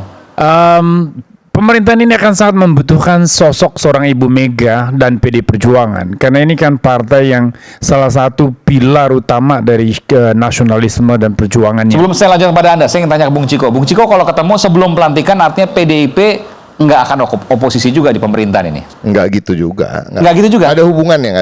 Karena gimana bayangin pertemuan itu? Antara yang kita harus pahami ini adalah dua tokoh bangsa, ya, dua tokoh senior bangsa ini yang sudah berkawan sekian lama. Betul. Punya hubungan historis, ya, pasang surut hubungannya di dunia politik, tapi hubungan pribadinya selalu baik di antara keduanya. Itu satu. Yang kedua, yang paling penting juga kalau kita bicara soal stature, ya kan, statusnya keduanya adalah yang satu adalah presiden kelima Republik Indonesia, yang satu adalah presiden yang akan dilantik dan presiden ke-8 Republik Indonesia, Prabowo Subianto. Dan mereka pernah bersama-sama maju sebagai capres dan cawapres, pernah berkontestasi juga, mereka juga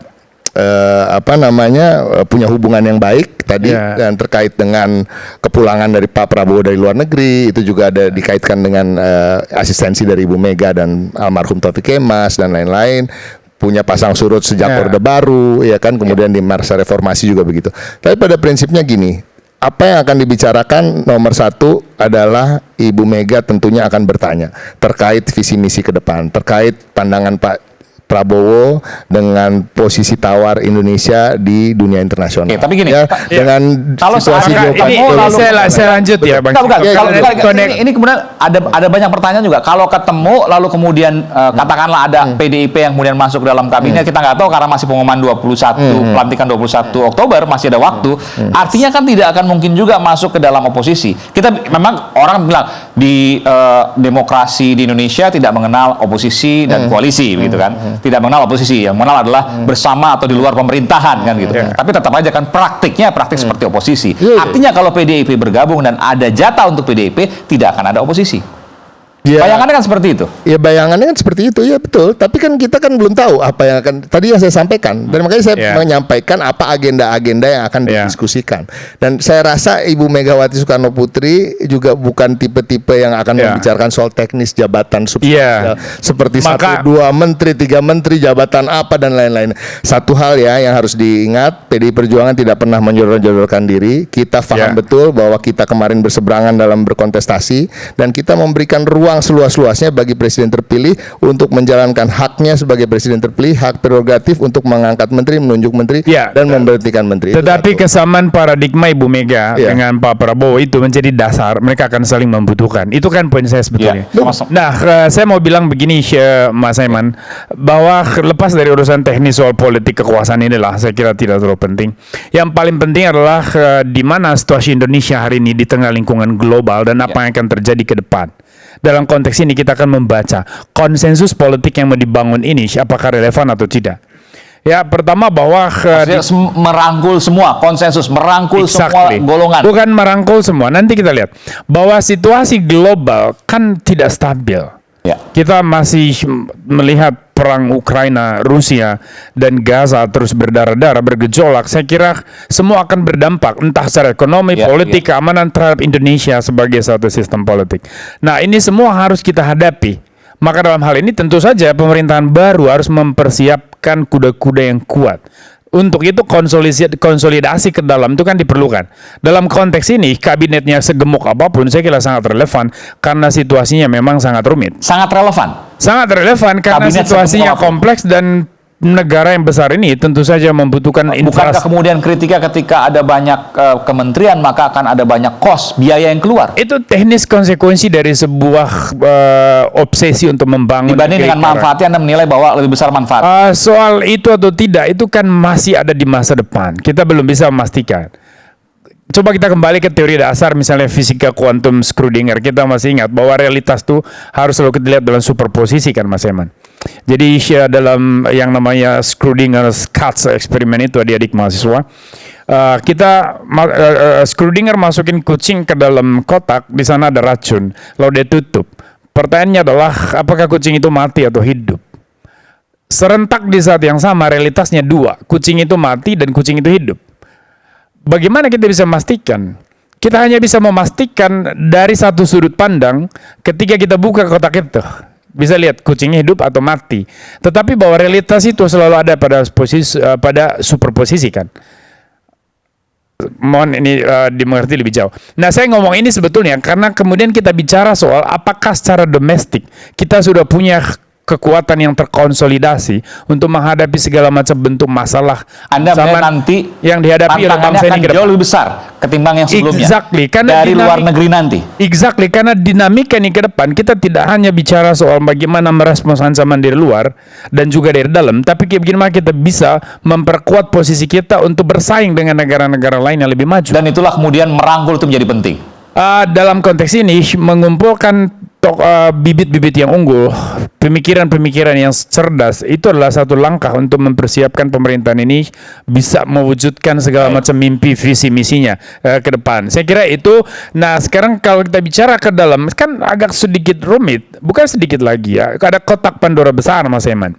Dari aspek keamanan, pertahanan kita masih punya problem ke dalam dan juga keluar. Ke dalam kita masih ada separatisme, keluar kita masih punya potensi benturan di Laut Cina Selatan. Kita masih punya banyak sekali risiko-risiko dari luar, misalnya serangan cyber dan segala macam. Maka pembentukan pasukan cyber untuk TNI itu sangat relevan. Oke, nanti kita akan lanjutkan.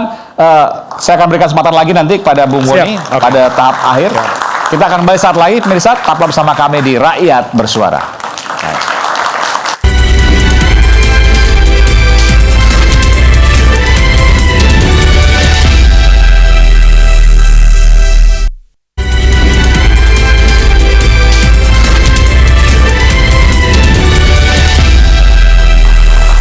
Sampai di sesi terakhir Rakyat Bersuara. Saya berikan kesempatan pertama pada Bung Hensat dulu deh. Silakan Bung Hensat. Ya, disertasi saya tentang momentum politik. Momentum politik. Jadi saya ingin mengatakan bahwa saat ini Pak Prabowo berada di momentum politiknya dia. Artinya bukan momentum politik yang lain. Jadi harus dia manfaatkan momentum politik ini untuk membuat dia menjadi leaders yang baik, untuk membuat Indonesia menjadi lebih baik. Penilaian rakyat Indonesia tidak akan kepada siapa-siapa, tidak akan kepada Jokowi, tidak akan kepada Gibran, apalagi pada menteri-menteri. Semua perhatiannya ada di Pak Prabowo. Dan Pak Prabowo punya modal itu karena 3 kali kalah, mungkin 4 kali kalau dengan konvensi Partai Golkar. Akan membuktikan di masa-masa ia menang ini? Kan modalnya besar itu. Ya. Iya kan? Lupa deh. Jadi momentum politik yang dimiliki Pak Prabowo ini harus dimanfaatkan sedemikian rupa. Kalau kita berbincangannya masih tentang kenapa kemudian jumlah menterinya terlalu banyak, nanti mereka berkantor di mana? Apakah di IKN semua? Ataukah ada yang di Jakarta? Kemudian kenapa kemudian ada yang dipecah-pecah? Ada kemunculan menteri-menteri baru. Kenapa tokohnya si ini, kenapa tokohnya si itu nggak selesai-selesai. Jadi memang kita berikan target pragmatis saja pada Pak Prabowo. Kalau misalnya dia mengatakan bahwa pertumbuhan ekonomi harus 8%, maka please tolong diwujudkan. Memang tidak mudah, situasi global lagi luar biasa mengerikan kalau menurut saya.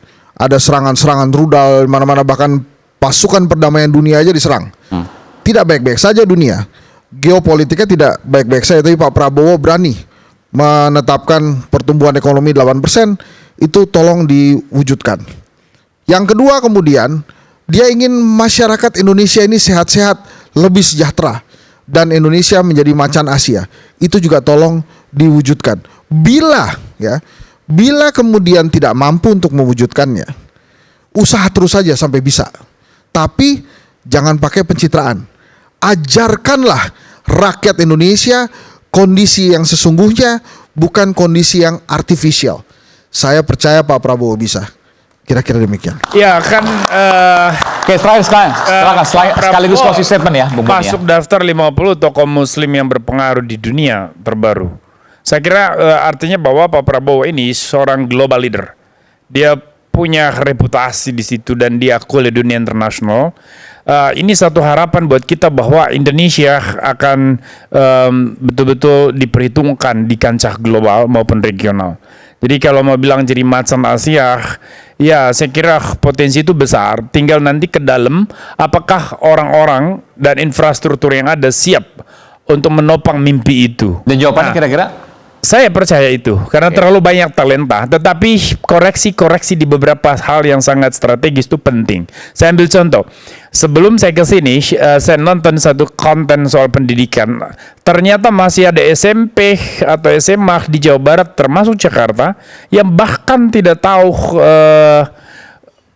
teorema Pitagoras yang sangat dasar. Zaman saya sudah belajar itu di tingkat SD itu.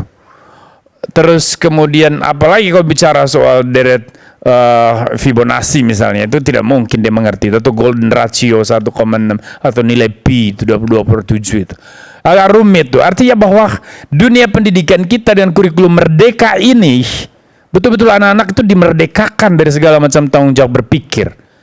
Kalau dilakukan eksperimen berpikir, generasi ini makin mengalami degradasi berpikir. Maka reformasi di dunia pendidikan, mohon ini jadi concern pemerintahan Pak Prabowo. Kementerian Pak Prabowo itu ada pecah tiga ya, dipecah tiga maksudnya. Kementerian Pendidikan Pendidikan Dasar. Kementerian Pendidikan Tinggi dan Kebudayaan sekarang jadi tiga, Dikdasmen. Nah disitulah relevansi dan signifikansinya. Pemecahan itu akan menjadi harapan kita sehingga mutu pendidikan ini bisa ditingkatkan. Anda optimis akan itu. Siap. Baik, kita berikan tepuk tangan. Bung Refli, silakan.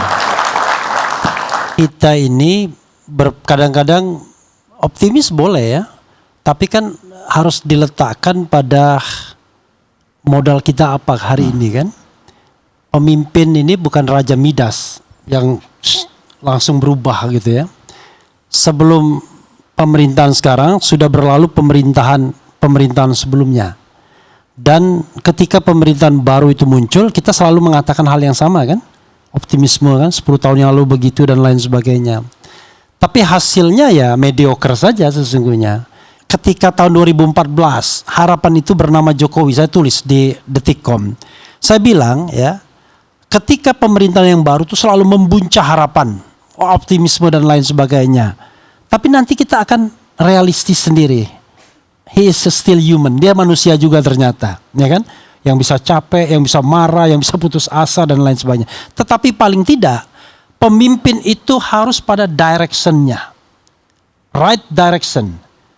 Kalau kita melihat pemimpin itu sedang bekerja keras untuk mengentaskan kemiskinan, untuk membuat kita terlindungi, sejahtera dan pandai, maka segala kesulitan itu kita akan maafkan. Tapi kalau pemimpin itu kita lihat sedang membangun dinasti politiknya, kejayaan kelompoknya, ya orang lain marah. Paling tidak sebagian kelompok akan marah dan itu tidak akan mencapai persatuan nasional. Nah itu saja warning saya. Dan semua suara kritis ini akan bungkam kalau Prabowo menjadi sosok sebagaimana yang dibayangkan Babe Haikal dan Boni Hargen. Selesai. Wassalamualaikum warahmatullahi wabarakatuh. Bung San Salvator, silakan. Singkat saja. Ya, tadi disampaikan banyak hal, terus kemudian ada yang optimis dan ada yang pesimis. Kemudian kita melihat bagaimana cita-cita besar, visi besar dari seorang presiden terpilih, Bapak Prabowo Subianto, yang kemudian hari-hari ini sudah mulai meneliti siapa sih orang-orang yang bisa akan mensukseskan visi misi saya, yang ikut mensupport. Nah, kemarin dan hari ini sudah kita lihat bersama live dan bisa dilihat, diakses semua oleh masyarakat Indonesia. Yang perlu kita ketahui bahwa yang terpampang nyata di media sosial itu adalah orang-orang yang akan bertanggung jawab terhadap apa yang terjadi 5 tahun ke depan, ya kan? Nah, orang-orang ini sudah dipercayakan menjadi kabinetnya Bapak Prabowo. Nah, kemudian terhadap apa yang kita khawatirkan, coba kita hormati, kita yakinkan bahwa apa yang dipilih oleh presiden kita itu adalah yang terbaik, putra-putri terbaik dari bangsa Indonesia. Baik, oke, baik. Bung Ciko, baik. Pada prinsipnya PDI Perjuangan menaruh harapan yang besar terhadap pemerintahan Presiden Prabowo ke depan. Kami seperti juga bangsa Indonesia lainnya, teman-teman yang berada di ruangan ini, suka atau tidak suka berpihak pada Capres Prabowo Gibran waktu itu atau tidak, tapi kami menginginkan pemerintahan ini sukses. Ya, jadi don't get itu harus digarisbawahi itu ya. Itu harus digarisbawahi. Karena artinya dengan pemerintahan yang sukses, rakyat kita sejahtera, bangsa kita maju, dianggap di dunia internasional, bahkan bisa menjadi leader dalam hal-hal yang terkait dengan konflik-konflik yang terjadi misalnya di Palestina, ya kan, di Ukraina dan Rusia dan lain-lain. Nah, ini menjadi harapan. Nah, kalau kita melihat pemanggilan calon-calon menteri, calon-calon wakil menteri atau calon-calon kepala badan, saya tidak mau berkomentar lebih jauh, tapi intinya gini, kita harus tetap berusaha optimis, ya, dan kita harus tetap meyakini bahwa Presiden Prabowo yang mempunyai pengalaman yang begitu banyak, punya latar belakang pendidikan yang begitu baik, international exposure tadi ya sebagai pemimpin global, namun agak kita sedikit bolehlah mengkritisi itu. Ya, artinya tadi bahwa Prabowo dengan international exposure yang begitu baik, tapi kalau kita melihat menteri-menteri yang calon-calon menteri dan calon-calon wakil menteri dan calon-calon kepala badan yang dipilihnya, rasa-rasanya agak sulit untuk mengimbangi seorang Prabowo Subianto. Jujur aja. Ya, tapi kalau kita bicara kelas-kelas Ibu Sri Mulyani misalnya, di situ kita ada harapan. Ya, artinya Pak Prabowo betul-betul memikirkan tentang kebijakan fiskal, kehati-hatian dalam mengambil keputusan terkait dengan fiskal, dan dia tahu bahwa Sri Mulyani dipercaya oleh dunia internasional untuk jangan lupa Pak Budi Gunawan, tokoh besar di sana gabung juga kemungkinan. Gimana? Pak Budi Gunawan kemungkinan gabung juga, dan itu tokoh yang potensial ya. Ya, udah pasti nih. Itu kalaupun pasti nih. No, saya hanya menebak-nebak tapi kalau memang itu bergabung, saya rasa untuk bidangnya kan pasti kita udah tahu lah ke arah mana ya, pertahanan, keamanan atau intelijen. Tapi kan itu jelas mempunyai latar belakang yang jelas, pendidikannya jelas di bidang tersebut, pengalamannya juga jelas di bidang tersebut. Saya cuma mau menyoroti ada beberapa, saya tidak ingin menyebut nama ya, tidak ingin menyakiti hati orang, tapi sesungguhnya bukan untuk menghina, tetapi saya ingin hanya menyampaikan bahwa orang-orang yang sukses di bidangnya masing-masing dalam kehidupannya belum tentu dan tidak harus bisa sukses menjadi menteri di bidang lain, apalagi atau di bidangnya sendiri. Kalau kita bicara soal dokter misalnya ya, kita pernah punya pengalaman punya dokter yang hebat menjadi menteri kesehatan, tetapi gagal. Ya, kita harus akui itu. Ya kan, ini menjadi menteri, menjadi kepala badan, menjadi wakil menteri, it's another thing. Sekarang Bagir yang jadi menteri. Ya, menjadi perubahan. Ya. Mengelola suatu jabatan yang sangat kompleks, punyai anak buah begitu banyak, ya kan, hierarkinya juga begitu kompleks. Tidak semudah dia misalnya menjadi seniman yang hebat dan diakui di dunia entertainment misalnya, ya kan. Saya bisa menyebut ada Yovie Widianto, ada Raffi Ahmad, dan tidak terpungkiri bahwa mereka sukses dan tidak banyak yang bisa menyaingi kesuksesan mereka di bidang itu. Tapi apakah ketika mereka menjabat di suatu tempat yang harus melakukan banyak hal yang sifatnya administratif dan lain-lain, itu punya jaminan juga akan sukses? Nah, ini yang saya harap, tentunya harapan saya, prediksi-prediksi saya yang negatif ini salah ke depannya, tetapi saya yakin tentu Pak Prabowo dalam perjalanan nanti ada indikator-indikator yang dia bisa menilai apakah mereka harus dilanjutkan atau tidak sebagai menteri. Tapi ini tidak mengatakan bahwa tidak kompeten di bidangnya masing-masing. Baik, terima kasih. Kita berikan tempat untuk Bung Ciko Hakim. Last but not least, Babe, silakan Babe. Bismillah. Kedepan ini ada satu bahaya yang luar biasa bagi bangsa ini. Bahaya itu kita dapat dari survei kita. 41% anak-anak kita sekolah dasar datang ke sekolah tanpa sarapan. Gimana dia mau bisa bersaing? Ini PR terbesar bagi bangsa ini. Dan 2 dari 3 kelas anak-anak itu dalam kondisi rusak. Jadi ke depan PR ini dahsyat gitu loh. Dan tahukah ketika kita survei itu, kita kasih uji coba, kita apain aja presiden sebelumnya itu ya. Ya, pada waktu itu kita survei, kita kasih makanan, dan tahu nggak dia makan separuh. Ketika kita tanya kenapa makan separuh, jawabannya akan menitikkan air mata. Buat adik saya di rumah. Oh, buat adiknya. Karena dia tahu adiknya juga nggak makan. Ya tahu adiknya nggak makan. Dan for your info, seperti yang saya bilang tadi, ini udah dipikirin sama Pak Prabowo sejak 20-30 tahun yang lalu. Dan terjadi sampai hari ini. Dan terjadi sampai hari ini karena dia belum pernah mendapatkan kepercayaan penuh untuk memimpin. Dan hari ini insya Allah kita akan membuktikan kebenaran ucapan itu. Kalau Bang Hensa tadi menyatakan disertasinya, saya ingin juga menimpali. Disertasi saya berjudul Keberpihakan Media Massa dan peranannya dalam menciptakan peluang disintegrasi NKRI.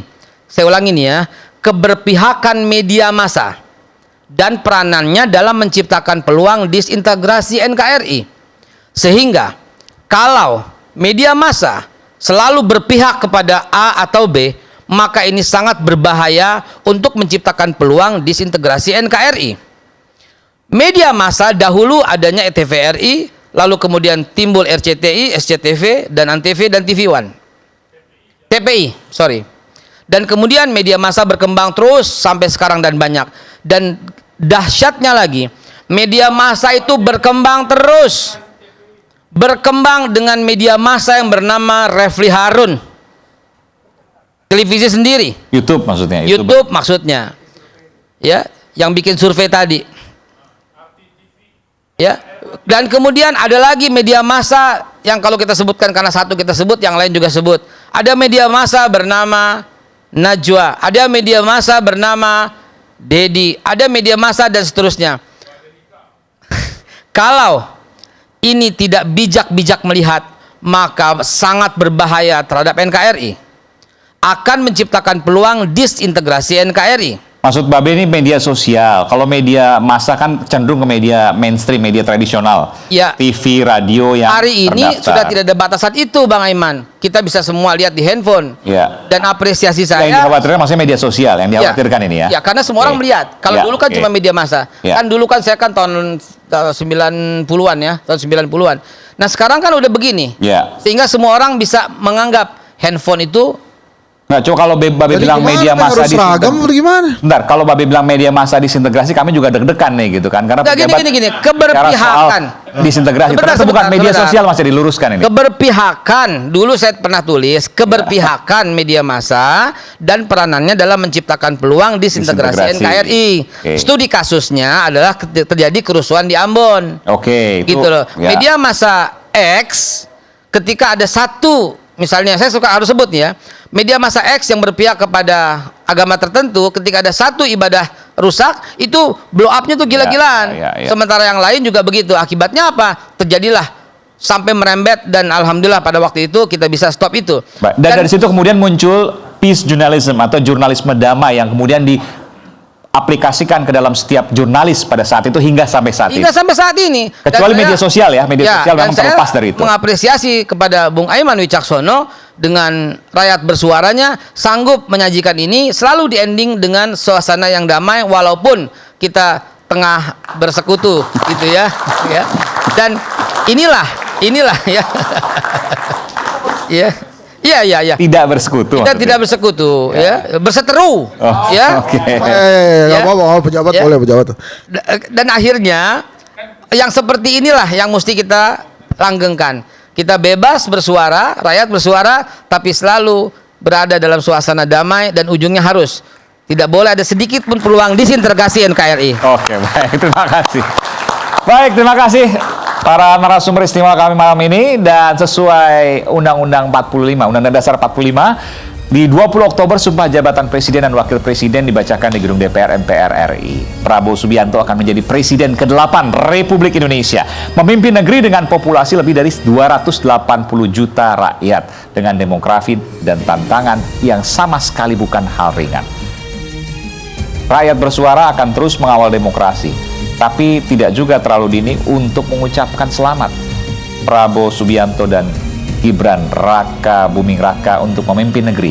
Demokrasi dijunjung tinggi, NKRI harga mati. Saya Aiman Wicaksono, sampai jumpa di Rakyat Bersuara berikutnya. Thank you, man.